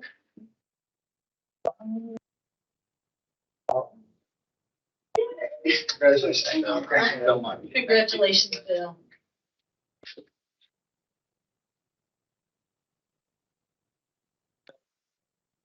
Thank you.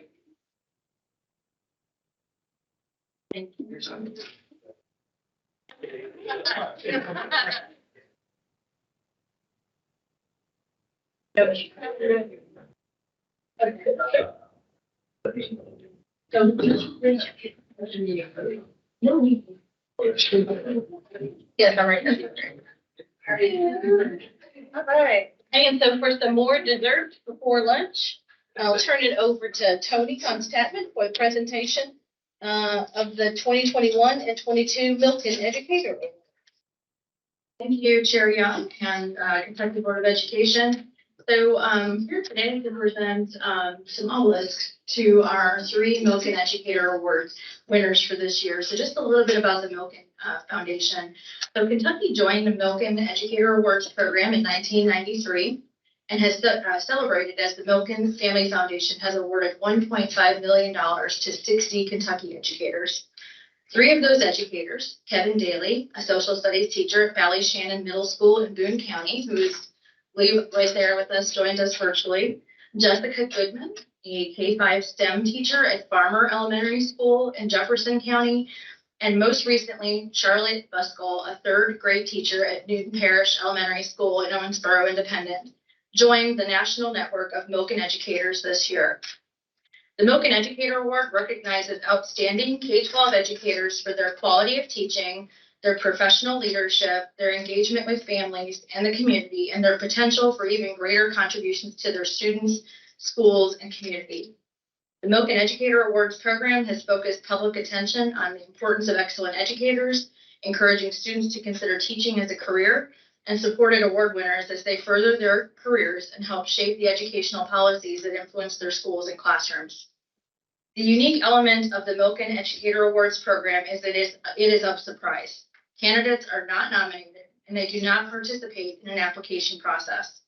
Instead, candidates for the Milken Educator Award are chosen through a confidential selection process and are reviewed by a panel appointed by the Kentucky Department of Education, and the final selection is made by the Milken Family Foundation. In 3 exciting ceremonies earlier this year, Kevin, Jessica, and Charlotte were surprised in front of their students and colleagues with the Milken Educator Award. The award includes a $25,000 unrestricted cash prize and the opportunity to attend an all expenses paid networking forum in Los Angeles. We are taking a few moments today to recognize these outstanding educators, this time in front of their families, because since the ceremonies are surprise elements, they are not invited to come to the surprise element at the school. So we would like to acknowledge, and I know some of the family members have come as far away from Pennsylvania, so we really appreciate them being here today. We'll have them speak to you just briefly. But we'd like to officially award them the Milken Family Educator Obelisk. These are part of the partnership that we have as part of the program, and would like to recognize each of the teachers. And we can start with Miss Charlotte, or I think it's Jessica is first on the PowerPoint. I'm not sure if Meredith is up here. Yeah, I think Jessica is first on there.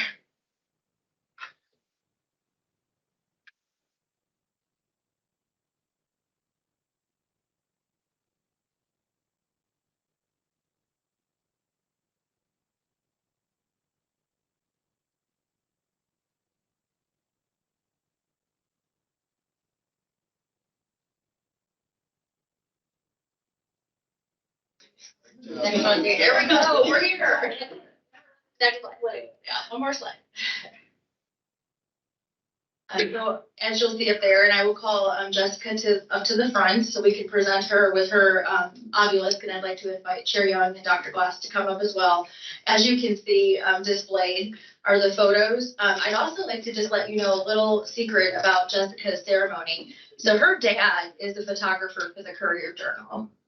And I think when I talked to Milken and told them, they freaked out a little bit at first. They were like, no, there can be no family there. And I'm like, I don't think you understand. He's a photographer at the state's largest paper. And so I have to say kudos to the Courier Journal for helping us keep it secret. Because I think that Jeff was as surprised as Jessica was that day. And what a special moment to see to be able to be there with Jessica. So Jessica, if you'd like to come up and say a few words, and then we'll present you with your.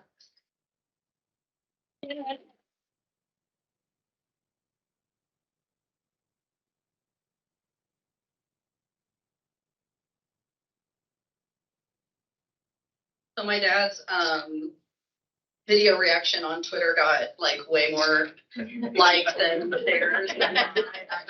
It's really funny. So thank you for having us here today. I'll never forget winning the Milken Award. It was just very exciting, and to be considered a great teacher was and continues to be a huge honor for me. However, great teachers I know are very easy to come by. I work with so many great educators, and I've learned so much from them. And I continue to learn from them every day. So I just wanted to take my time today to tell you about my awesome team at work and just give them some recognition too. So I'm on the special area team, which really focuses on the development of the whole child and project-based learning and really letting kids explore and be independent thinkers and expand their creativity. So our practical living teacher, Heather Key, she works endlessly so that all kids improve their physical and mental well-being and that they know how to take care of themselves. She's encouraging and strong, and a lot of our students look up to her. Our teacher, Brandy Durham, is literally everyone's favorite. She lets students be creative and imaginative, and she really immerses them in art. I've seen her for weeks at a time let 750 students sculpt with clay. That's a huge task if you've ever been in the classroom. And she really believes all students to be artists. Our music teacher, Ashley Sumner, is compassionate in even the most challenging situations. She exposes all of our learners to music, which is very healing for a lot of our students. And she also just goes above and beyond to help students in multiple ways beyond her role as a music teacher. Our librarian, Teresa Mayer, believes passionately in building a love of reading and stories. She helps students access books and that engage them, but also challenge them. And she is also more kind than most people that I have ever met. Our library clerk, Amanda Robinson, I haven't known her for very long, but I do know how helpful and kind she is towards all of our students, and they've just loved having her with us this year. So that's my awesome team, and there are great teachers everywhere in Kentucky, and they all deserve recognition. I was lucky enough to be selected for the Milken Award, but it's not lost on me that the impact that all of these other wonderful teachers have had on me throughout my career. I also just want to thank my parents who came here today. They've always supported me and pushed me and encouraged me. And my husband, Patrick, who has been there since my very first day as a teacher, to get involved in. He's always ready to jump in and see what we can do together. So again, I'm honored to receive the Milken Award, and I hope we continue to recognize great teachers in Kentucky as much as we possibly can because they deserve it.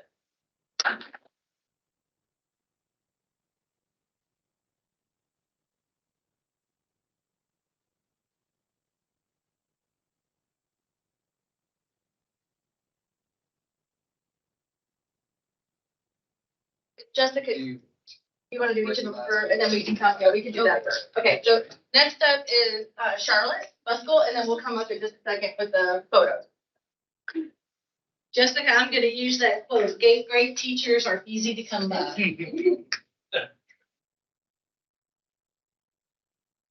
Charlotte Buckfield here. It is an absolute honor to be here today. And, you know, one of the questions that I was asked after receiving the award is, what does it mean to you? to earn the Milton Award? And, that's a hard question, but really when I think about it, I think about how I am a product of K-12 education, public education. And, early on in my career, I was a student who really struggled to learn to read. I was diagnosed with dyslexia very early on in my career. And a huge part of my journey was my mom, who is a teacher. She's back there. She's from Pennsylvania. Back there with my dad.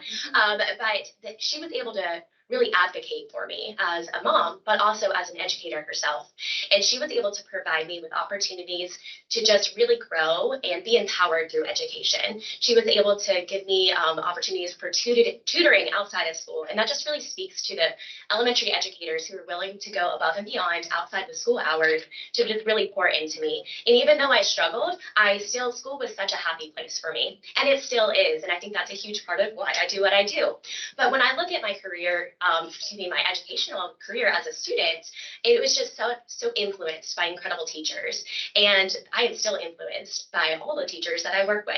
And at one point during the ceremony on my big crazy day, I just looked at the person who was holding the check and I said, can my teammates come up here? Just because I felt like, I shouldn't be the only one honored, because I am a reflection of the teachers that surround me, the administrators who have poured into me, who have been patient through my first few years of teaching. And so I just feel, to me, this award just speaks to the people around me. My incredible teammates, I work with 3 other third grade teachers, and we are a family. Everything we do is for the better of our students and also to be leaders for other teachers in our district. And this is just a beautiful moment to celebrate with my family, but I thank you for all of the things that you do for us on a daily basis. For us that are still in the trenches, we see you, we see how hard you're working for us, and we just appreciate all of your support. So thank you so much for having me today.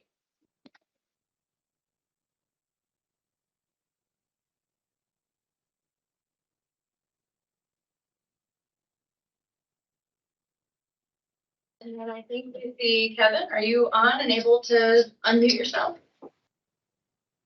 Tim, for a short amount of time, sure. Sure. Yeah, you're good.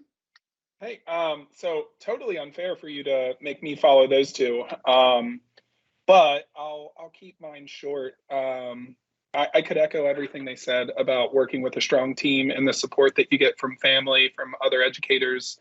But I'd kind of like to focus a little bit on what I saw from, well, first, thank you to the Milken Foundation again for this opportunity. And at the forum last summer, one of the things that I noticed is that Kentucky is in a wonderful position to lead in education. We have the teachers, as Jessica mentioned. We have amazing students. We have incredible people at administrative levels doing the behind the scenes work to keep it going. What we need is community.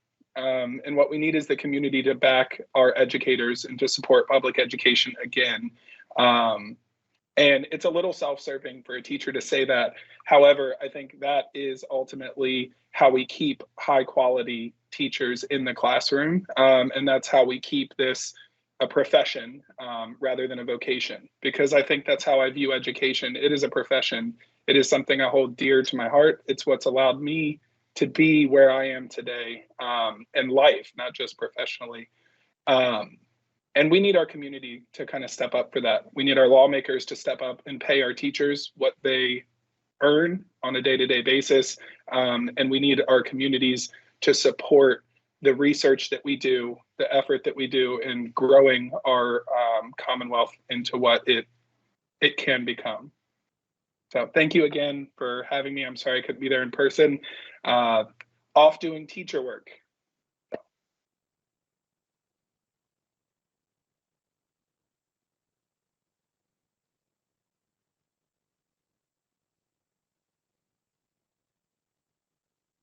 We will make sure that we get your obelisk. It is here, I promise. It's one of the 3 that are here.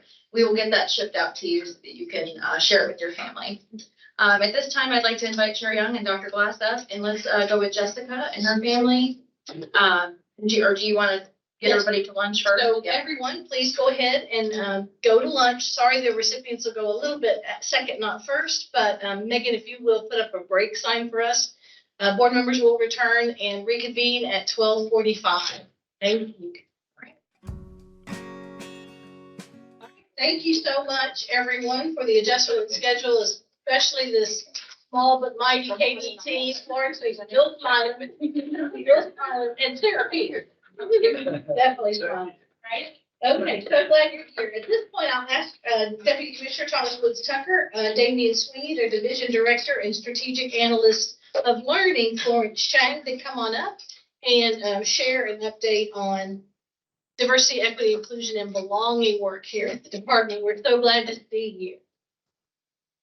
Thanks, Chair Young and esteemed members of the Kentucky Board of Education. Of course, I'm glad. Really, we could ask Mickey to come up and join the entourage as well. There you go. We're fortunate in the Office of Teaching and Learning as we look at primarily standards revision, standards review, and got quite a bit of that yesterday with us from the Office of Teaching and Learning. One of the things we constantly talk about in the Office of Teaching and Learning, I'm really impressed with the Thomas Fauces of the world, and I can name 100 more people, and Mickey and other folks. And Krista, you heard from her yesterday as well, is that whenever we look at our standards work and we work with our local school districts on curriculum, their curriculum creation, we ensure that they look at it with an eye on diversity, equity, inclusion, and belonging. So we're really happy about that. We're going to be brief today. I promise you. We'll try to get us somewhat back on time because really Commissioner Glass brilliantly articulated what our goal is and how we're going about this work to change the trajectory of all students of each of our 500,000 plus students here in the Commonwealth of Kentucky.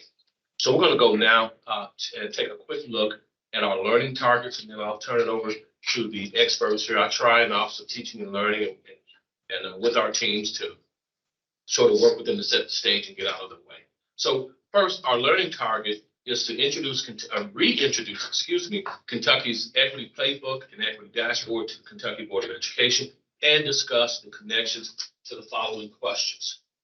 How are the tools and resources the Kentucky Department of Education is making available connected to high quality pedagogy? And two, how does diversity, equity, inclusion, and belonging support student learning? And then we'll end by showing the flow of an equity playbook coaching session, utilizing tools from the equity dashboard and KBE, and then I'll make a few comments, and then if we have time, we'll certainly take questions from the board commissioner. Dr. Sweeney, would you like to proceed with the history of the DIB KBE team? Sure. I just want to celebrate your resolution affirming racial equity. That kind of jump-started this work. And then, of course, our chief learner, Dr. Glass, hired Chief Equity Officer and Deputy Commissioner, Dr. Tucker, who's been a visionary for this work. I was hired as the Director of DEIB after that in September 2021. So, and then we've hired our regional coordinators, and I want to give them a huge shout out. They're on a virtual call right now watching us today. So we are very, very blessed to have regional DEIB coordinators at every single one of our co-ops. And future Dr. Malika Williams in O'Seal is also a part of that group. Next, we developed a vision and mission statement for our KDE and co-op DEIB teams. We did a retreat over the summer in Covington and really tried to empower not only our coordinators, but also internal staff here at the department. And next, we launched our KDE Equity Playbook this summer, and we've just completed cohort 1. We're about to jump to cohort 2. And finally, from the fall of 2022 and beyond, we seek to continue developing an equity lens, elevating voice, and promoting inclusive and healing spaces. So if we go to the next slide, we're going to just tell you a little bit about what's going on. One back, Meredith. Our vision is that every single student and educator in Kentucky feels this sense of belonging, right? Dr. Tucker came to us when we were the DEI team, and he said, I really think we need to add a B. A B for belonging. He said everything in reference to diversity, equity, inclusion is in hopes of creating a greater sense of belonging. And this isn't just for our students or our educators, it's also for our families as well, right? So we're seeking to do that throughout the state of Kentucky.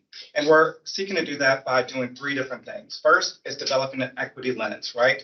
And so you'll hear a little bit more about the playbook and the dashboard today. You're about to see an awesome video that we're excited to share with you about some of the asynchronous modules that we've been working on. We have a capture, curate, and share series that we're doing with educators all over the state as well. And then we also really focus on trauma-informed practices. And again, you're going to hear a little bit more about that down the road.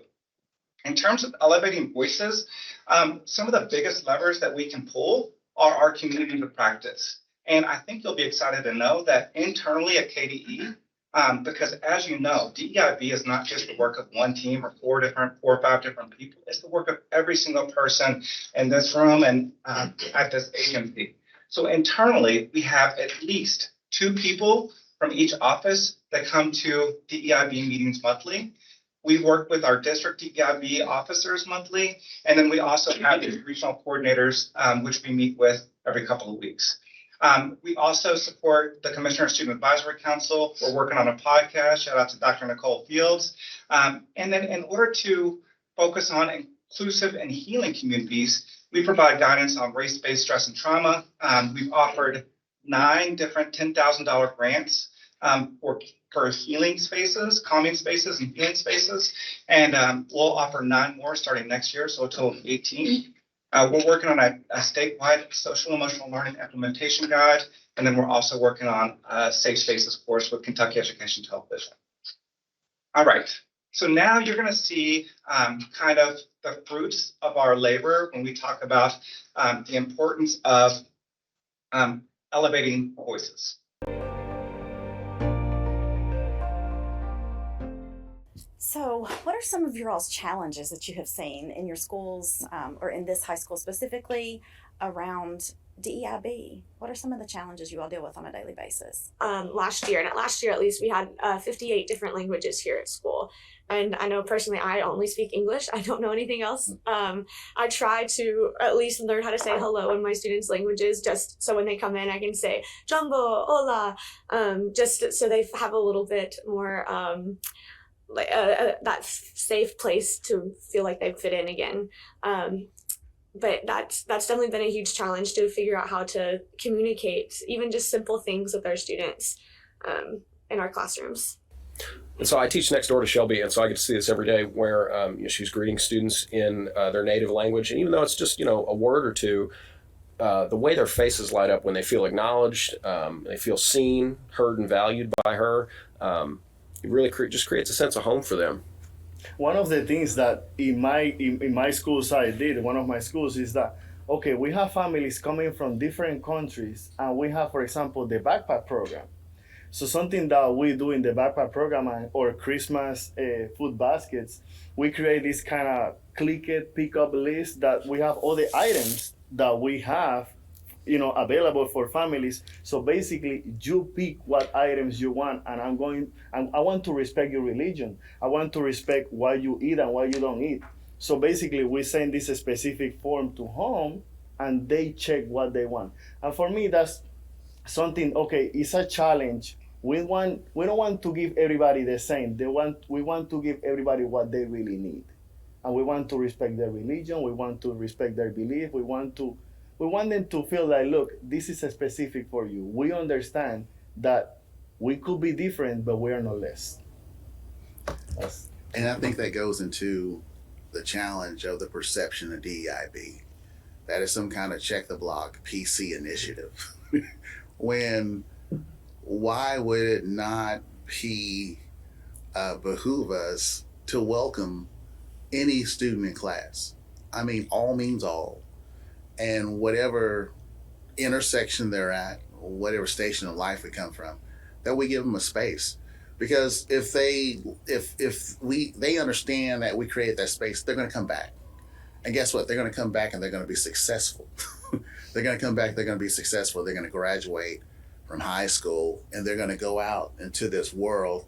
And they're not going to be necessarily surprised if they see those things, but they'll know what this looks like as far as feeling welcome and have a say. So not only nurturing a student, but then they become that citizen, they become that individual that's an adult now that understands what that means. And probably help others in their workplace. Absolutely. Absolutely. I think there have definitely been some challenges with the diversity that we have at Apollo, but I also think it's been very amazing to see the steps that we've taken to make those students feel included. We're sitting in the library right now, and if you have a conversation with our media center director, he'll tell you how he's been trying to diversify our book collection. So was it last year we had a group of probably 20 plus students from Afghanistan who were refugees, and he immediately started bringing in books by Afghan authors. And he's been trying to bring in more books by African-American authors and female authors and LGBTQ authors. And just our students know that when they come in here, they're going to find a book written by a person who looks like them or believes like them. I think that's huge to make them feel welcome and at home, because it's important for you to see representation, whatever that representation might be. And they see that here. In Davies County, and you can see that they're acknowledging some of the challenges that they have, but they're also, as all educators do, they're looking for and finding solutions to some of these obstacles. Right, so that's just one example of one project that elevates educator voice. Dr. Chang is now going to talk to you a little bit about the Equity Playbook. Yes, thank you. And so you saw in one of the previous slides, there is a whole menu of initiatives as we're working on DEI to build that sense of belonging, which we know is so critical to learning and engaging in the classroom. And so one of our larger initiatives is the Equity Playbook. This is an initiative where we partner with Engage to Learn and our regional educational cooperatives to provide personalized coaching to individuals at the district and at the school level. And there's basically two primary components to this coaching. So we know from research and evidence-based practices that number one, equity work starts from the inside out, awareness of your own lens. We could all look at the same chart of data and each of us take something different because we have different lived experiences. So number one, they are selecting their own competencies related to DEI, and they're going to be working on that with the coach. Secondly, they are choosing a problem of practice, either at a school level or at the district level. The problem of practice is related to one of our 5 equity pillars, which you'll see in a minute. And it is related to all the major domains that you see in school, from student achievement to discipline to culture and climate, resources and instruction. So they can pick and personalize, and that's the power of this work, is we are really trying to embody those principles of United We Learn, listening to our partners, personalizing the approach so they get what they need with this coaching. But you can actually see this in action. So we have a short video again, just to show you one county. This is Boone County. They are really going all in. And so they graciously allowed us to film them. We believe that all students deserve the right to a free and public education. We believe that every single student in Kentucky deserves to feel seen and heard. We know, based on data and based on conversations with educators and students and families and other community stakeholders, that there are students that they just don't feel seen and heard. They don't feel that sense of belonging that everybody really deserves to have. Boone County is amazing. They have seen a growth in their diverse communities over the past few years, and with that growth of diversity, I think it's important for educators here in Boone to understand the cultural wealth that our students bring to us. These are leaders that have chosen to be an early adopter to the Equity Playbook. The Equity Playbook is all about allowing personalized conversations with school leaders and district leaders to happen so that they can learn new ways of approaching a problem of practice. So in other words, they get plays based on that problem. And they're going to be talking about what are the strategies and what are the competencies that are needed to reach that goal. The DEIB leadership rubric is the one that you guys will be coached on. I honestly can't imagine a better partner than Engage to Learn for the Equity Playbook in Kentucky. What are your key priorities this year as it pertains to you specifically, and then as it pertains to your school? Leading our school well. We've got a couple of changes that we've been working through. I think we all need coaches. You know, we all need people to help us along the way. I was a former coach. We sometimes don't receive that too much in the leadership role, and so I really like the framework of being able to use some of the tools that were learned today to be able to help, well, me be coached, but then also to help me coach others. And what we were looking for is a Kentucky model that was genuinely based on everything Kentucky. I think it's ultimately going to become the tool that we use to help continuously improve, to give all of our students voices. The goal in Kentucky is that every student and every educator feels a sense of belonging. We're going to get better scores on those assessments. We're going to get better performance, better achievement rates. But at the end of the day, we're here for kids. That's our focus. We know that everything we do, kids are at the center of that.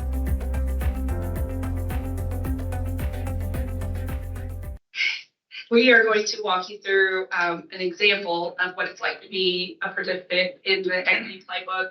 We also want to emphasize with this initiative that this is evidence-based.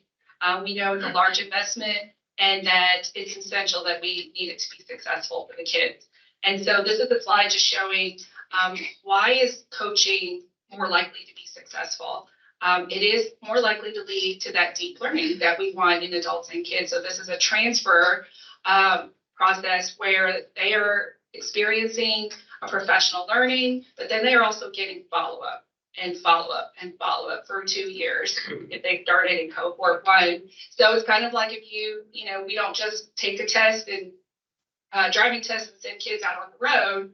They have a permanent stage, and that stage is around, hey, you get to practice more and you get someone in the car with you that's with you along the way. So that's how we kind of see this. This is a partnership. It is relationship based. It is rooted in trust between the coach and the coachee. We're so used to presentations and education, right? But if you look at practice or demonstrations, you see that the transference rate of knowledge is 0% to 5%. Whereas coaching is 95%, right? So when we personalize that coaching for you, you're more apt to remember and actually use the new knowledge and skills you've learned. These are the 5 equity pillars I discussed earlier. If you have time later, you can click on each of those links. This is what we go into in depth in the training. We review each of the pillars. There is data. There's a why. We always think that's important to start with your why. So there's data, Kentucky level data on each of those, and also some research and evidence-based practices associated with each pillar. And we know each district has different needs around the pillars, and that's why the executive coaching is personalized for that particular school and that particular school district is so powerful, as Dr. Champion talked about. So this is a typical way that they would start. We do have so much awesome information in Kentucky with the data. And we start with this conversation around, you're not sure where to start with the equity dashboard. So the dashboard, remember, is an infinite campus, and it provides a quick way for district and school leaders to see where some opportunity gaps might be within different domains. So if we go to the next slide, you'll see here's a screenshot, which I think many of you have seen before. This is just an example of how easy it is to see quickly where disproportionality might exist or does exist. So this is data with end of year state level data across 4 domains on this slide: students with disabilities, being chronically absent, out of school suspensions, and in school suspensions. You can already see easily there are 2 groups that are showing disproportionality as indicated in the orange dots. So participants can take a look at this, but then we also encourage them, don't look at any data point in isolation. Let's go to the next slide. So we know there are also other data that KBE collects around equity. And So thinking about the conversation from earlier, when we see those intractable trends, one of the things that we encourage in the trainings is to focus on the student experience. So when you can disaggregate data by your different student groups, whether it be race or economically disadvantaged or English learners, there's also an opportunity to always look at the experiences of kids and are those differential by group. And so the Quality of School Climate and Safety Survey, that is collected with the state assessment data. And this is just an example. So for if a school or district selected discipline as a problem of practice, then we may encourage them, hey, let's look at your student experience data, your student voice data. So this is the percentage of students who agree or strongly agree that all students are treated the same if they break the rules. That's what elementary reads. Middle and high read, the consequences for breaking school rules are the same for all students. So 2021 to 2022 is shown in that slide. So you can kind of see the differential numbers. In every district here in the Commonwealth has access to Infinite Campus and the Equity Dashboard. Yes. With real-time training from the folks at our education cooperative who are on the ground, going into schools, helping teams in each school, each district here in the Commonwealth. I might interject just quickly. This is a great visual representation of systemic racial issues. So, for example, why would we expect that fewer Black and brown kids would be in gifted and talented programs? Are they less gifted and talented? Of course not. It's because of the identification method that we have for those programs, which is a great example when we talk about a systemically racist system. That's an example. And so we actually encourage schools to do something called a problem-solving analysis. And this is where you make team-based decisions. So if you identify some of those issues, then you begin to look for the root cause of those issues, find evidence-based ways to kind of turn that data around and then implement. So we're going to show you a quick example of that. Yeah, and so these next couple of slides illustrate, if you can go one right before this, this is one that speaks to that experiences again. So what experiences are students receiving in school and how does that differ by group? And you'll see, again, different experiences by gifted and talented, access to advanced coursework, being a completer in CTE, or having access to CTE. So again, those dots are able to show the district quickly where they might see their students might be experiencing inequities in access and opportunity. And then finally, we end our discussions with them in talking about then the student outcome data that we just saw in the previous presentation, that remember all those experiences being differential, now you're seeing the outcomes here at the end with the summative assessment. And so many of the groups that experience those inequities and opportunities and access and being out of school for suspensions, those are many times the same groups who are struggling academically.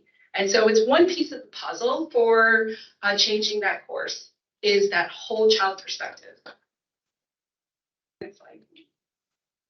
And we don't want to ignore the voice of our educators. So we saw in that awesome video that our educators are working with kids and care so much about changing the learning conditions for our kid, making their experience seamless. And so these are examples of data that our team would be using as we are tracking our impact on the equity playbook.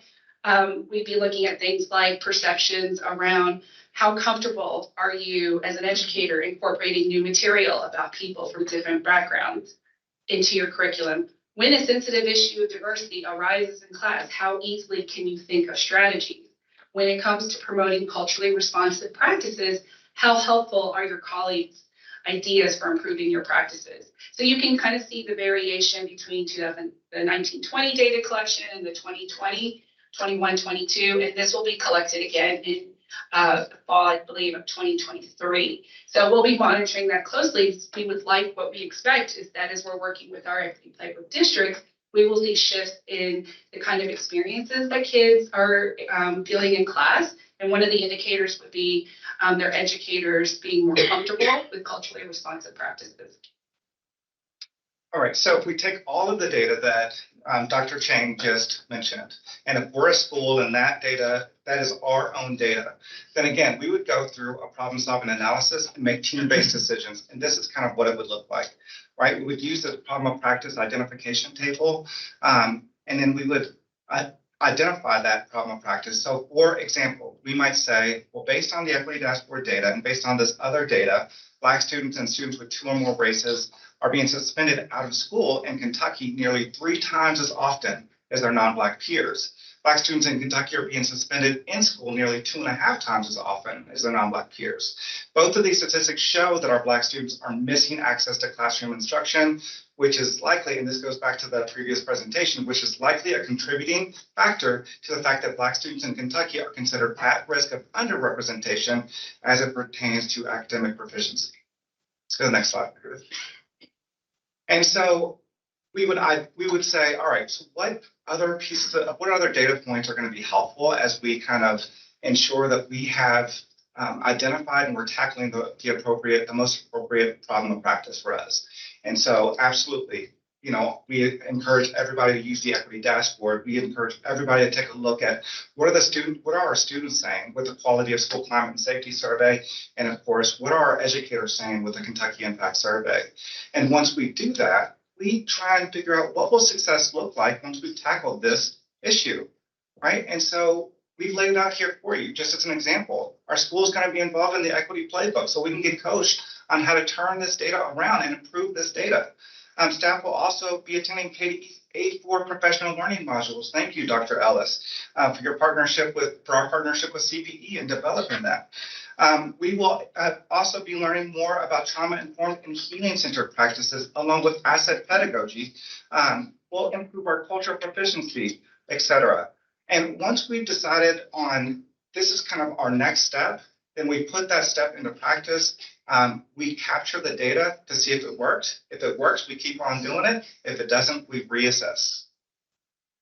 And I'll talk a little bit more about it as we begin to wrap up. So yes, we definitely wanted to connect this work to pedagogy. Instruction is one of the 5 equity pillars, and we want to acknowledge this quote, when academic knowledge and skills are situated within the lived experiences and frames of reference for students, they are more personally meaningful, have higher interest appeal, and are learned more easily and thoroughly. And some of the components of asset-based pedagogy would be having educators have a strong knowledge base about cultural diversity, having access to culturally relevant curricula, high expectations for all, an appreciation of different communication styles, and the use of multicultural instructional examples.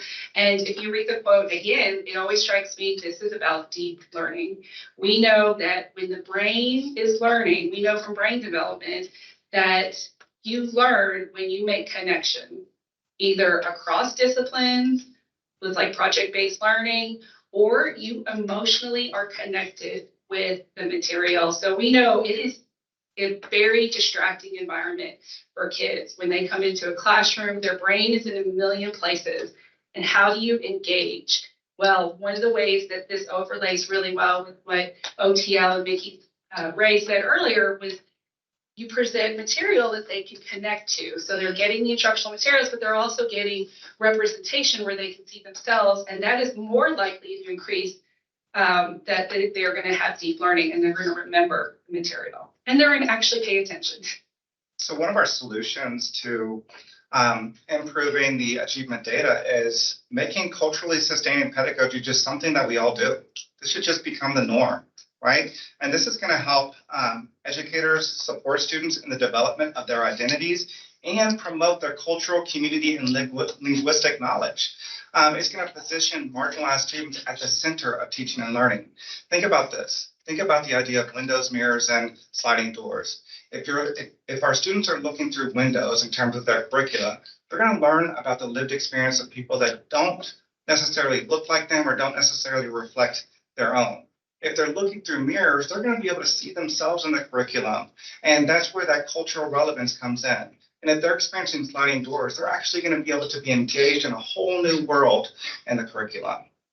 So those are some important parts, aspects of culturally sustaining pedagogy, along with adapting our teaching to the local community and asking questions like, what are its strengths and challenges to our students? How can the strengths be highlighted and expanded? What problems can students help to solve, and what and whom do your students love and connect with? Our final slide, we want to just quickly remind you that trauma-informed and healing-centered practices are also at the center of what we do. With trauma-informed practices, we shift from that question, what's wrong with you? Why are we seeing all these behaviors? To what happened to you? Let us learn a little bit more about your background, and let's support you as you try and overcome some obstacles that you've experienced. But with healing-centered engagement, we go a little bit further and we ask, what's wrong with you? And we focus on, again, the cultural wealth of our students along with their strengths. We've got, on the final slides, we've just got some resources for you. And Meredith, if you can go to the very last slide, Dr. Tucker's going to close us out. Thank you, Dr. Chang and Sweeney. And again, a huge thank you to our board, to our commissioner, and all of the educators who are working extremely hard here in Kentucky. And it's being recognized across this entire country as Kentucky being a state that has educators working hard every day to make learning more equitable for our students, ensuring students' academic as well as their social and emotional needs are met. That is huge. And your Commonwealth, your state is being recognized nationally for that. I know there was a question earlier about NAEP results and so on and so forth. Dr. Glass and I, Kentucky's part of SERB, it's a Southern Regional Board where we're looking at like-minded, like states demographically, and how, in terms of how we perform on NAEP. So we're doing that, and we're working very closely with our staff here as well. The second point, and I know Dr. Poe, I don't want to, if you will, pick on you, but these are questions I know you've asked me, as well as Co-Chair Porter Robinson. So what? What are you doing? What Kentucky is doing differently? We're saying, here are all these stats that are out there. They really haven't changed. The achievement gaps haven't changed. As Dr. Glass mentioned earlier, there are pockets of places where they have changed. And I'm lucky to come from a district back in Ohio where we actually had a reverse achievement gap, where kids of color, particularly African-American kids, were achieving higher than white kids in the same district. So it can happen, as Dr. Glass pointed out. But those opportunities and those experiences are so far in between. What we do know is that we have to have educators and parents convinced that all kids, every kid can learn and can learn more than what they're doing. That's the heart of it. That's really the work behind DEIB and ensuring kids feel like they can contribute and that they belong. So what are we doing differently? I'm going to wrap this up in 2 minutes. We're keeping data on all of our districts. So we have these pillars, these practices of these practices that certain districts feel they need this executive coaching. I heard Dr. Chang talk about the importance of executive coaching. We're looking at data relative to access to technology, school discipline rates that you just heard, access to advanced coursework, as well as keeping a close eye on all students, particularly our students who, what we have traditionally called students whose English is not their first language. Again, we're looking at those areas where we have the biggest gaps, and we're looking at those other things that have traditionally caused these inequities. Again, Kentucky is we're keeping track, we're keeping data on, here are the districts that elected to take part in the equity playbook, and here are districts that did not. Are the treatments really impacting what we're doing? And we've just seen some qualitative results. We're in the next year, we're going to be able to look at some quantifiable results as well. And we're proposing that we continue to invest in, we need more money. We need to invest in high quality tutoring. We're working with Dr. Kenny, Mrs. Kenny's office right now to help with expanding these high quality after school tutoring programs. Nikki and the Office of Teaching and Learning work. Again, I'm proud to be part of that office. We work with CCSSO to get funds, and we're using funds for high quality instruction materials and resources. And we're also using research-based evidence practices, particularly with letters in our program. It's time for us to just move from just hunches of guesses to ensure we're using research-based materials and practices. I think we bring all of this together, you're going to see a positive trajectory here in Kentucky. Questions do you have for the team? I have a question. I just want to make. So first of all, applaud you because I don't know how many years ago, right? I was sitting there on the last assessment. And that was why I asked last night, are we committed to this of different things? Because what we had at that particular time is what you're addressing here today. Dr. Young's protege, Owen Sailors, was the one who led the work on opportunity and access. And we knew to get to everything that we're talking about in those test scores before, this is exactly what you guys are doing. So I applaud you for that work, and I like that 5 things. And I also got to throw it out there. I'm proud that Boone County is continuing that work that was there and under your executive coaching, and we continue that because I think that's going to. And then I got to throw out, Boone County's got the student board rep here. That type of work started through that voice. So I applaud you on that, and I know it's difficult, and I got to give Mr. Turner the respect back there. It's not easy to do. When people say, "Well, we get pushback," he's getting pushback, but we got to push back. We can't let those things continue. So I want to thank you for that. Because I want to say, a lot of people look at Boone, since you brought it up as the example, I'm using Boone as the example here, then in this, not because I was there, because it's there. But people automatically think of Webb, but they don't realize that 8,000 students, so there's 21,000 students are in poverty. And that the Florence, that we don't have an independent school system for Florence, you got Walton who's on the southern end, but that urban environment, and that is where those scores are. So the poor performance in Boone and in the Florence schools were always masked by the suburbs that were doing excellent.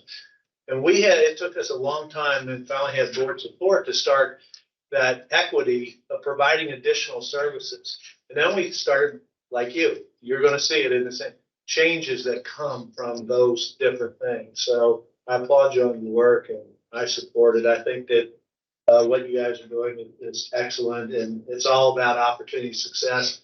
And I want to comment on what you said, just like because we were up there in that same region together when you were across that small little river that's a big divide like an ocean up there. Same thing, R.A. Jones in the middle of Florence, and I'm proud that they got out of TSI status this last go around and so forth going back. But if you go back 14 years, 20 years plus, they were in a similar status. But at that particular time, some of our poor students and different things were out, just as you said, reverse thing. We're performing higher. But what was happening was we were losing people and we weren't doing the right thing. But we started doing the right thing, just like the Southern Education Region Board you talked about, at the things, they turned around at that school and was in the top 25 performing middle schools in the country. But then we didn't stay committed to that. And I was part of that. I was part of the administration of the district. We didn't stay committed to that. And that's why I always say, are we really committed? Because there were people committed and then we got recommitted. So that's why I applaud you on there fighting any of those naysayers, because I've heard from other people that we are now promoting critical race theory and you're not. We know we're not. And we got to continue to challenge and push back. Because I know coming up in this legislative session, I've already heard about our playbook. And I said, it goes back to what you said, perception. Have you really looked at it? Because if you really look at it, you can't be saying the things that you're saying, but they're not really looking. So we've got to be the ones that keep pushing. So thank you. So, any other comments or questions from the DEIB team? Dr. Robbins? I also want to commend the commitment to data and I guess accountability. This is good but it's probably not as good as it will be if we're willing to reflect on our performance and interrogate our performance for opportunities to make it better. So I believe it's a kind of strength, it's a discipline that adds strength to the effort that presents the learning opportunity for all of us. So I commend that and urge you to don't give up on that, because it's the evidence that will sustain us. And you know, we can be very honest about it. We're doing something in a different time than our previous efforts, and we're applying additional resources such as our ability to measure and document our performance in ways that perhaps were not as well developed in previous. So, you know, you add the new tools, and you get a stronger performance. That's really is what more tailored to what is needed in this time. Thank you. Got some learners on your team. Learners and doers. Thank you all so much. And thanks again for the accommodation of our schedule today. Always happy to spend time with you. Right. And then we've got Associate Commissioner Robin Kenney and her team with us to give us a facilities update. With her are Executive Advisor Matt Ross, Division Director Che Ritter, and Branch Manager Greg Dunbar. And they're going to catch us up. You remember we've been kind of having an ongoing conversation about district facilities process and House Bill 678. So Okay, so that's the last. That's yeah. right. We are going to give you a facilities update today. Thank you, Dr. Poe, for making this request to put on the agenda. We would look at this sort of as a midterm report, I guess, for us, because we still have about 6 months before we're going to get to finality. So we're going to catch you up. At the table with me, I do have Che Ritter, our Director of District Support Services, and Greg Dunbar, who's our Facilities Branch Manager. Matt's sitting in the first row, but I also want to recognize this group of people back here on the right. This is our facilities branch. And I thought it important for them to come, and you could see names and faces together. But these are the people that do the hard work every single day. Can I also point out the father of Audrey Gilbert? Yeah. Here's another badge of honor. This is John. That's Audrey's dad. Correct. Audrey's dad. But these are the folks that work hard every single day to work on all the facilities projects for our local school districts. It is a huge, huge task, and a very few people that we have to do it, and they do a great job. So I've invited them to come in person so you all could see them, and also to let them hear the feedback from the board as we kind of get your thoughts on if we're moving in the right direction, are we going far enough, do we need to do more, sort of at this midterm check. As we've been working on facilities updates and trying to review our processes, review statutes, regs, and our policy manuals, we've looked at it in kind of 4 big areas. We want to keep the things that are working and add value. We always want to keep a focus on safety for our students and our staff. We want to delete things that don't add value. We want to allow for more local authority, control, responsibility, and accountability where that makes sense to do so. But we also want to recognize that from a state agency perspective, we might have a different perspective sometimes than the districts do. So if we need to retain things because of that, in our perspective here, we need to do that. In today's presentation, we're going to give you a little background on 678 because House Bill 678, which was passed in the last General Assembly session, really dramatically changed the way that both KBE and local school districts operate in the world of facilities. We're going to talk about the scope of our review, so what statutes, regs, policies, manuals that we've been looking at. And we're not going to have like red markups today. You're not going to see that. We're at a higher level right now, but of course that will come at a later date. We're going to talk about which portions of House Bill 678 we think are good and we should encourage that we keep. Then we're also going to maybe add some other things or talk about things that we think are missing at this point. And then we're going to break down 678 and walk you through the directives that we here at KDE were given and walk you through each piece of those and give you an update of where we are. So if we can go to the next slide. If we think back to this review actually started before House Bill 678 when we convened superintendents, facilities directors, finance officers, other district staff, and we were starting that review of our overall processes. We got some good recommendations, and I think we've been in front of the board previously kind of talking about those recommendations that we saw from the districts. And so we keep those kind of in front of us too as we're going through this review. But then House Bill 678 came along, Representative Massey's bill. And like I said, it really changed the way we work here at KDE.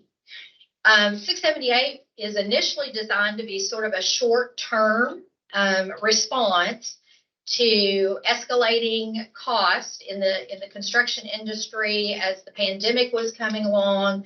Labor shortages, of course, were rising costs, and the supply chain was also affecting our school districts. So I think Representative Massey's very good intention was to try to come up with something that would expedite our projects and allow districts to go to construction quicker and more easily. And as I said, it has increased efficiencies in the processing of our facility actions. As we operate under House Bill 678, I think it's important to remember this bill right now is scheduled to basically lapse in June 30th of 2024. And what it allowed districts to decide or elect that they wanted to operate under sort of this modified version of how they got their facility projects going. We do have 150 districts out of the 171 that have elected to utilize the provisions of House Bill 678. And it is important that it's really what it's done is taken away those approvals in advance by KDE. They are still required to follow all the statutes and regulations that are in place. It's just we're not that extra set of eyes looking at things in advance for them. Remember, 678 allows the commencement of funding, financing, design, construction, renovation, or modification of their projects without our prior approval. And of those 21 or so districts that have not elected, they probably have various reasons that they haven't. Some of them do not have the regularity of construction projects. They may not have the capacity or expertise, which gives them the comfort level to proceed on their own. And so we still support those 21 districts in I would say, the before House Bill 678 arena. Also, 678 allows districts to use architect or engineers to estimate the cost of the projects in advance of the funding. And that's rather than having bids in hand. So they're using estimates. And so that's also allowed them to proceed to finance it quicker than prior to 678. So what do we still kind of do? What was still within our arena for all districts, even if you have operated to or you have elected to go under 678? We still retain the approval of district facility plans, DFPs, requests for acquisition of property, and disposal of property, so that all districts still have to seek KDE approval to do that. And we've included some statistics on the slide to let you know since April of 2022, when House Bill 678 came into fruition, we've had 11 completed DFPs, 26 requests for acquisition or disposal of property, and we are to approve or reject those within 30 business days. You can see on the slide that we're doing really well in that arena. On average, it's taken us 13.9 days for DFPs and 9.1 days for property acquisition. So we are not having any problems at all in meeting the 30-day business day approval period. And then Other things about 678, it was retroactive. So as soon as they said they wanted to be under 678, anything that was in the pipeline, it immediately applied to that. Another big area was it allowed extracurricular facilities to utilize restricted funds, which was something that we often saw as requests from our districts, and retained KDE's prior approval for any projects that are using federal funds. The best example of that is with the ESSER funds that came as part of COVID relief. Districts are still required to come and get KDE's approval before they commence on any of those projects. So now I'm going to turn it over to Che, and he's going to talk about our scope of review and sort of the progress of our review today. Thank you, Rob. Good afternoon, everybody. As Robin said, we'll talk about scope of review first. When we start looking at our regulations on the construction, or I should say the facility side of the regulations that are in my division, there's quite a bit just in facilities. So this review has been, I think, a long time coming, but also very involved. A lot of work on staff that are sitting behind me and to my right. So I do absolutely want to recognize their work on this. These regulations are complicated. There's been I'll say the learning curve is huge for me. I stepped into this role 2 years ago, and to see what level of engagement they put into this, they're really wanting to make this process a lot better for our district. So with that being said, they're reviewing the district facilities planning regulation. And this is a pretty big one. This contains the planning manual, which a lot of districts are very familiar with, and architects, construction managers, superintendents.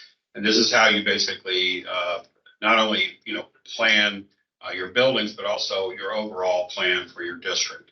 Which schools you build first, what do you renovate, things like that. There's a lot of steps to that, a lot of rules to that. So that hadn't been updated, I think, since 2008. So again, a long time coming, and lots have changed since then. So we think this is going to be, there's some very good stuff that I think we're going to suggest. Model program of spaces. When you talk to a lot of superintendents and districts, this was one of the concerns we got out of our group. And a lot of it is inside the shoebox of a school building, what's in there, and how much space do you allow for certain things? Well, again, things have changed since 2008. And I'm sure when they changed it in 2008, they said the same thing. Things changed since the last version. So we want to keep that updated and more, I think, modernized for people to have a little more flexibility in there. You can go to the next slide, please, Meredith. Capital construction process. To me, this is the red meat of the process. You'll notice KDE documents and AIA documents. The list of those is so long, I dare not read them all at once. It's huge. So to review those, it's going to take quite a bit of time, and they're already working on this. This was a huge regulation, and again, needed to be updated. I think some of those documents hadn't been looked at since maybe the 90s, I believe. So this was definitely ready for us to review. Building sites and property disposal. We don't see as much property disposal, but building sites is incredibly important too. And possibly new regulations. We're looking at a situation that pops up every once in a while, districts as leasee and professional development, which we'll talk about a little more here in a minute. You can go to the next slide, please, Meredith. Thank you. So as Robin mentioned, House Bill 678, there were some provisions we looked at. And as that started, we're like a lot of people kind of watching it very closely to see how it worked out. And we see some, I think, positives in that bill that we would like to retain.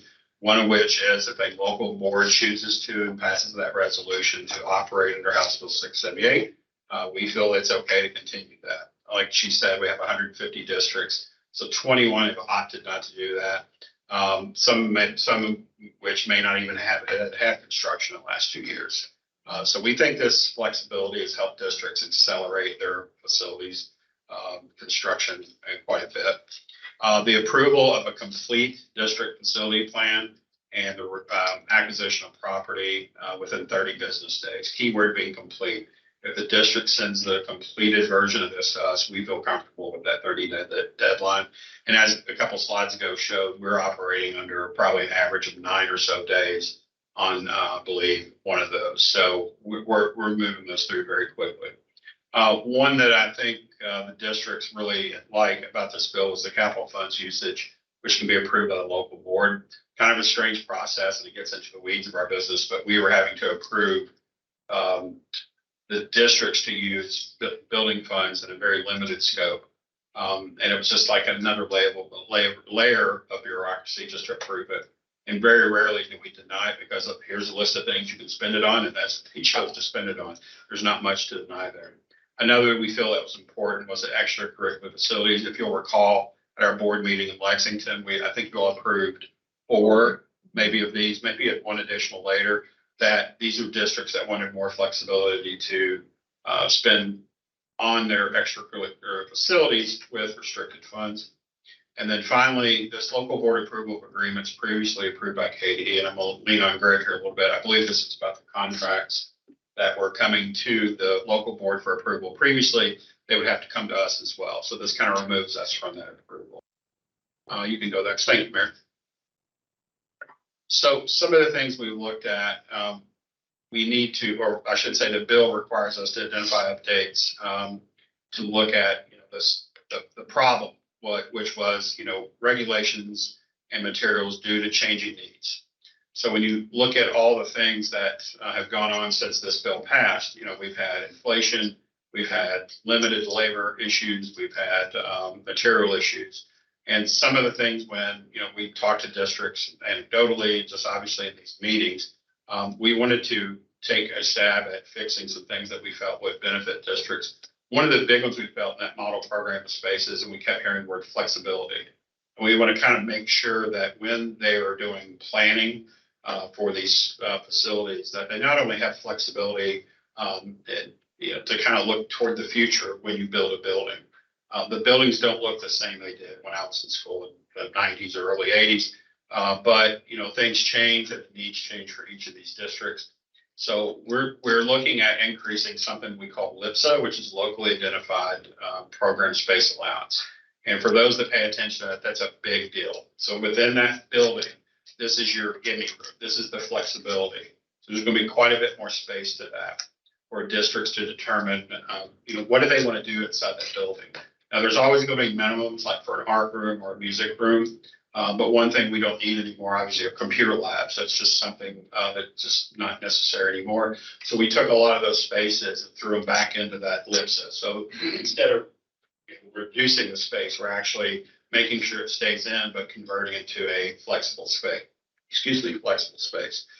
There's some provisions for cooperating purchasing, guaranteed energy saving contracts, updates to the AIA forms. This is in process. Again, that's a long list of forms. It's going to take a while to get through that. Another new item was construction manager as constructor. Don't ask me exactly what that is. That's why I'm at Greg to my right. And incorporation, and this is more of a regulatory cleanup, but including what we call FACTPAC and KFIX into our regulation. FACTPAC is a facilities program where everyone's submitting their information, and KFIX is something that was mandated by the General Assembly that does basically a building inventory of all our school districts. So everyone's favorite topic in this room, waivers. One of these, every time I read about site acquisition and preparation exceeding 10%, I think of Dr. Todd. I don't know if that's good or bad, but for some reason I thought he's going to like seeing this on here. So the bill rather wanted us to look at these waivers and identify what we can eliminate or streamline. And we went back and looked at what were the most frequently proposed waivers, one of which was site acquisition. There were 10 of those, I think, since February of 18. And projects exceeding 120%. This one is more like overbuilding a little bit, if you will. Restricted funds for extracurricular activities. So House Bill 678 took care of that one, and there were 5 others. But one thing we would look at, trying to future-proof this to some degree, was when there's a waiver necessary. Normally now we would come running to the board every 2 months and say, we've got another waiver request. And we can't predict what these waivers will look like board meeting to board meeting. But we feel that we have a process that we would have in place that will allow you all to sort of delegate that to the commissioner, who in turn delegates that to us. This process we feel like would be much quicker, obviously almost instantaneous, if you will. If a district needs a waiver, it would come through our offices. And if for some reason we disagree with this, there would be a process in which they could appeal to the board, obviously. But we felt that would shave a lot of time off of that waiting. And that to us is important when we look at, the timing of material costs and getting projects started and things like that. And some of these waivers are pretty routine. The site acquisition, every one of these we've ever looked at, the conversation is, well, this makes sense. If they're in Eastern Kentucky, it's going to cost them more to, knock half a mountain down to flatten it out. Or in certain areas, the land is, say if you're an independent, your choices are pretty limited. So you may have to spend a little more getting that site ready to build on. You can go to the next slide, please. Thank you. So one other thing with the required reporting, we were to look at procedures for conducting reviews and approvals of building plans, specifications, capital outlay funds. We were okay, or I should say we are okay with this continuing. But one item that came to us actually directly from a district, when we've talked to them a couple times about this concept, was taking some of the restricted funds and allowing a district to use these towards hiring a professional construction manager or a licensed design professional or someone in that regard to work for the district, i.e. it's their district employee. Now, this won't help every single district, but we think this opens the door for some of the larger size districts to hire, especially if they're in a longer term growth and they're going to have to build a lot. We think there are some good cost savings here and efficiency. That someone that works for them as their employee will be very familiar with what their needs are. And we think this ultimately is a great idea. It came directly from a district, so we give proper credit to them. You could go to the Shay, next. Yes, go Shay, ahead. if I can interrupt for just a minute. Also on that slide, Meredith, if you can go back for just a minute. We think the provisions of House Bill 678, when we allow districts to have more control and authority over their building, if they elect to do so, is a really good idea. However, you'll see on this slide, we are going to make a recommendation that there is a required professional development for the facilities directors, the folks that are working in the district on this. We heard some conversation yesterday about the need for professional development for our teachers and our administrators. Classified staff need professional development as well. And we already have in place for our finance officers, they have required professional development. For our food service directors, they have required professional development, our bus drivers. And there's really not any required professional development for our facilities directors. And so if they are to feel confident in the decisions that they're making and the recommendations that they're making to their board and have that control over their projects, they really need to have the required professional development so they have the confidence in doing that. But you're not thinking about required position like accounting for CPA or accounting for CFOs. Correct. Right. Because a lot of these folks come up out of the maintenance. Yes, no, they wouldn't have to have that, but once you are going to be the facilities director, however you get there, then we need you to be trained on the statutes, the regulations, the manuals, how to acquire property, all those things, so that you can really service your district and your local board in the best way possible. So you will see that as a recommendation in order to keep this level of district authority, responsibility, accountability. We think it's really important that there's professional development going along with it. Yeah, I just want to say, as having to hire a lot of those individuals, we had to do our own training. It would be better if you were at least offering that training so we could send them to that, just like the finance directors were back in the day, because it was the same type of thing. It was tough to train because we'd have to hire the person back before them. And if they didn't want to come back to work, to train the person in the spot, we were left with the cold. Yeah. And we know, just like anything else, we have districts of different sizes and capacity and expertise. And so we haven't developed that training, obviously. So it may look different, depending on your skill, expertise, et cetera. You may have different requirements because of that.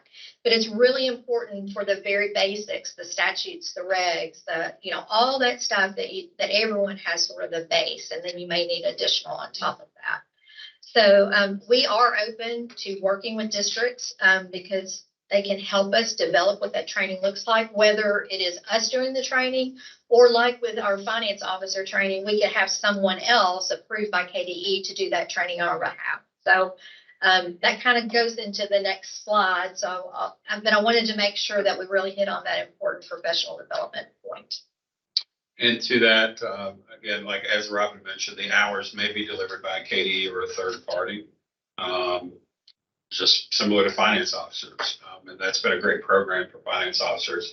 And I think with that, you get great results. And that's really what we'd like to see is inconsistency in how projects are managed and executed and all of that. So capital outlay, we still support the provisions that don't require our approval to spend those funds.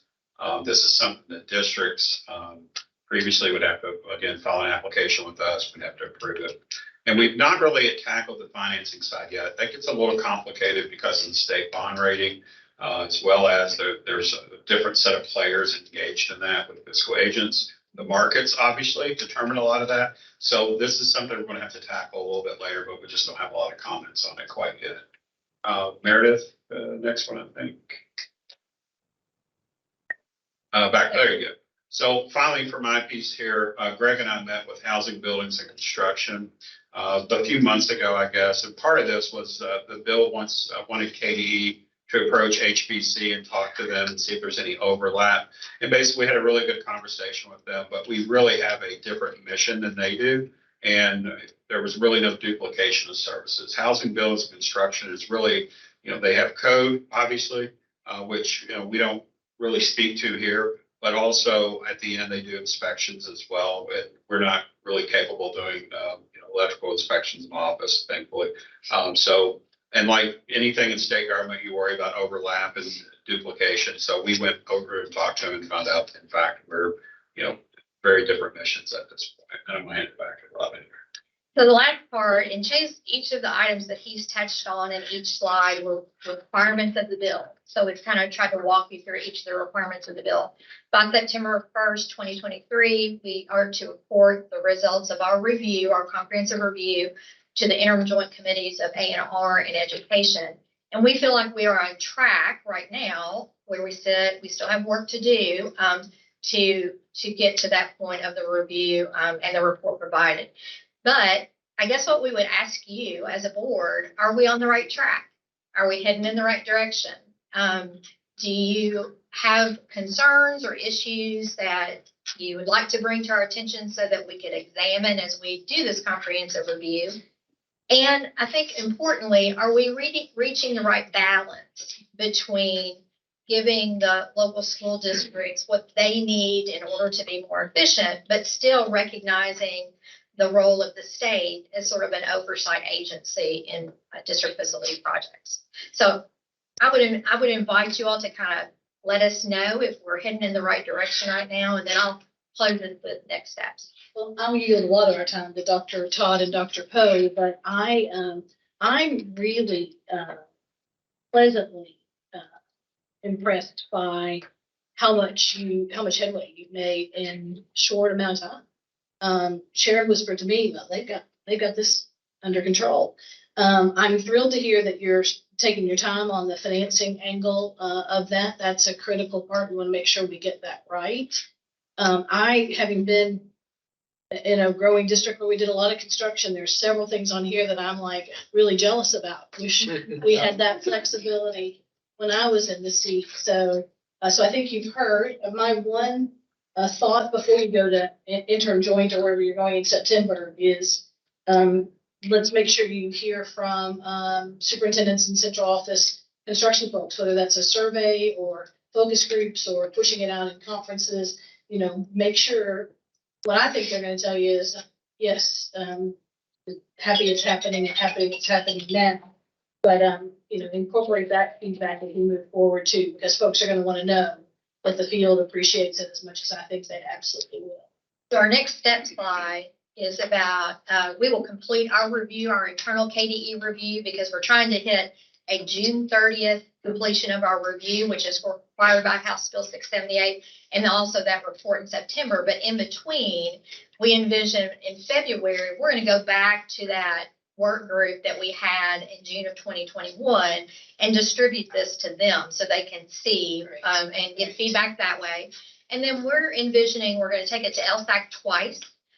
We'd like to take it in April where we'll present it, let them think about it for a little bit, provide comments and feedback to us and then take it back to them in June so that they can, we can have incorporated things that we are in agreement on and take it back to them and show them that before we bring it to the KBE in June as well. So we do have a couple of feedback loops built in there before it comes back to you.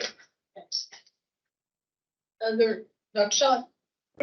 Just commend you on what you've done. I think I've appreciated the professionalism of the staff. And I think that it will give this flexibility to those folks if they run into an issue. I think they have enough knowledge to come to you all and say, we got a question about this, which would be good.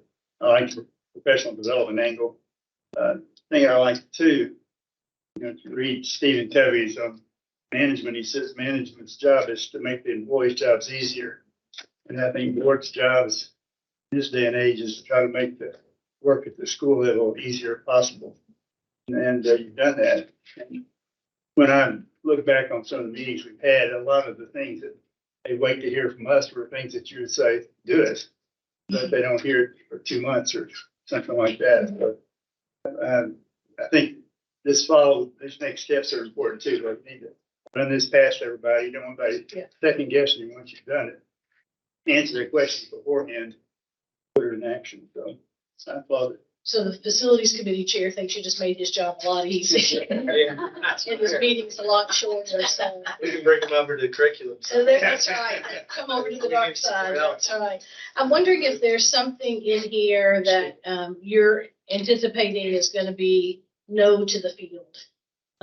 That they may not be expecting. I don't know if it's too early to preview that. I did hear you in your intro remarks, Robin, saying that sometimes you have a different perch at the department level that may need to happen that the field doesn't appreciate. I just wonder if you see any of those. That may occur in the financing part as we're talking about that. So that might be part of it. And the professional development. I hope that everyone will embrace and understand and say, yeah, we need this. But we've also heard some feedback that some people feel like that should be optional. So we think it's really important if districts are going to continue in the capacity of having that authority and responsibility and acting more on their own, that they have that professional development. And we are very willing to either try to do that ourselves or with a partner or with multiple partners even. I think that justification is really strong, Robin, in that with this flexibility, we have to build trust that the work can happen to Fidelity in the field. And it'll be irresponsible of us to hand it over and not ensure quality control in the process. So I think that's a legitimate justification for the importance of professional. And then finally, the other thing that we might get some pushback on, and I'll just be really transparent here, and some of our systems that we require districts to put things in, FactPack and KFix, some districts are not the biggest fans of those systems, and we need to continue to improve those systems. But we do think they're important from a process flow to be able to have a system that we can track things and report things and have that comprehensive inventory of our school buildings. That's KFix. And we're not quite there yet. We still have some districts that have not really embraced KFix, and that's making it difficult to really have that really statewide look at what our buildings look like. Well, I think it's reasonable of the field to expect that those software systems would get better over time, but I don't think it's reasonable to expect that they would go away when we have a bona fide reason to collect that information, to aggregate that at the state agency level. I think, again, easy justification. So I apologize, Mr. Trimble, I didn't see it earlier. What steps do we need to take to give the commissioner approval to for these waivers that goes to 10% over the site accusation? What do you have to do? Are you bringing this all to us as a package? Yeah. We will come back to you. What we'll do is we'll draft the regulations. We'll either amend the regulations or we'll bring new ones to you. We'll bring it all to a package. And in that regulation will give the commissioner or his delegate authority to do those waivers. Dr. Pope? Yeah, I want to thank you since I was the one that asked for the update because, it goes back to what we were talking about earlier about communication and so forth, because, we're getting this update now, which is great, because if I'm reading your own timeline, by January 31st, you had to have a review or something done for us to decide. So it's better for us to get a little bit of time in advance to do it. But thank you guys for doing that. The only thing that I'm gonna, or want to ask, and you brought it up, that you didn't cover it. You said something about districts as lessees, and you would cover that, but you didn't, because I'm not quite sure what that means. Toss it to Greg. Yes. I think he was getting ready to talk earlier, and then he put his glasses back. But what do you mean by that? Because that's clarification. Districts, some instances, lease property, bus garages, central offices, or other things like that. We don't have a regulation that addresses that kind of action. I know what you mean now, thanks. And I was just wondering because of the different things. Yeah. So we for sure would want something in there so that they could continue to. Yeah. Thanks. Thanks for that clarification. Thanks for the report. Appreciate it. Sure. Other questions? If it wasn't a home run, it was a triple. Yeah, Greg. One of the staff is retiring. This is the last board meeting. Bring forward Jim's Bellman. Oh, yes, please.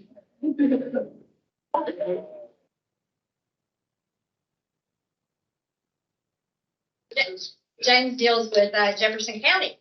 So. Sit back down and rest. Yeah. Among other things, but he does a great job. I also like to put in a plug for them too. I mean, I've dealt with their departments for years, 25 plus years, as deputy and superintendent and so forth. They do an outstanding job. One of the things that I would say, I mean, in this report has went a long way for them, but I'm just going to advocate for them, Commissioner, and I know it's not your thing, but they do need additional support and help, even with the flexibility. So I would just say, as people are asking for the flexibility comes responsibility, as we talked about. But at the same time, even with districts, Dr. Todd addresses, even they're going to make the job a little bit easier for districts, but they still need people to make the job easier for districts. And I just got to put a plug out there that for the years, there was never a question of their commitment and will to help us. They just didn't have enough time to help us. There are not enough people to help all these districts. And the flexibility of the capital programs will be beneficial, because just in our district alone, we have $4 million every year have to be approved. And they're on the district. I mean, to sit down and have approval for blacktopping where you're fixing holes, taking their job away from a building that's $40 million because it went in the queue and you had to do them by queues. So you got to do that project first. So it wasn't their fault that they had 30 projects before ours, which was delayed construction. So even with all this modification, there's still going to be tons of projects that they're going to have to review. So I'm just putting a plug in that over time, through budget cuts, I mean, the volume of people that they add to where they are, and I know all departments are that way, but I know that that's part of what I guess led to all this to begin with. So I just want people to know it wasn't their fault. It's the volume that they have to do. It's just crazy. Thank you. Well, state agencies are organized rationally. They exist to serve some purpose, like you create positions in the hierarchy to meet some need. And so the structure that we had was designed to meet that. And then over a series of years with budget reductions and staff reductions, becomes more difficult. Fewer people to fill the positions, but the workload has remained the same or increased. We'll have to do that again now. Thinking about the work that's happened here, what the configuration of this looks like in a more devolved structure, how can we reconfigure the department to provide support around that. I do want to say thank you to Robin and Greg and Jay and everyone who worked on this. I know that it's been a lot of information to sift through, and it's been a couple of years that you've been working on this. Really, since I first started at the department, this was an issue that I think we were working on then. It's really heartening to see the progress that you made, and just from my point, thank you very much, and grateful for the work you've done. If someone could stop the floods and the tornadoes, Because these guys and gals also have been working on that to support our district. So if I can take care of that, that would be great. Yeah, move on Sunday. Okay. You took care of all that. Thank you guys for your work on that report, but I think this is a great communication piece for us to continue. Absolutely. Thank you. All right, thank you guys again very much. And the last item on our agenda, as always on today's board agenda, is a dedicated public comment segment. We do limit that and did not have anyone arrive today in person. You have, however, received 2 public comment emails in full from Meredith. So you should have received that yesterday, I believe. For the record and for our viewing audience, I'd like to thank Claudia Haynes, a retired teacher from the Bowling Green area, Mrs. McCrary, who wrote us concern about the banning of books in schools and public libraries. And of course, we share Mrs. Haynes' concerns there as well and appreciate her reaching out on that concern. You also have a very in-depth email and attachment from Richard Innes, who's with Bluegrass Institute for Public Policy Solutions. We've known Dick for a long time as both a provocateur and a valued thought partner, and I really appreciate hearing from Dick whenever he has something he wants to share. He is from Villa Hills, Kentucky, and you will see in there Dick's explanation of some more deep diving into the NAEP results that he wanted to make sure that the board was informed about and aware of. And if you have questions about that, when you look any further, we have referred that to the Office of Assessment and Accountability with Rhonda Sims and her team so that they too can look at the information that was shared there as well. Otherwise, at this point, after a long but extremely productive and interactive day, I am open to a motion to adjourn. Right. Excellent. Thank you, Mr. Trump. You always come through. Do we have a second? Thank you, Mrs. Bowling. All those in favor, please respond by saying aye. Opposed, no. He was joking. He was joking. I was gonna say, you notice the two's got the farthest drive, one of the farthest drives. That's why A motion in a second. Yeah. And they hit the road. And they're out of here. Exactly. Safe travels home. Please enjoy the holidays. Thank you so much for your service.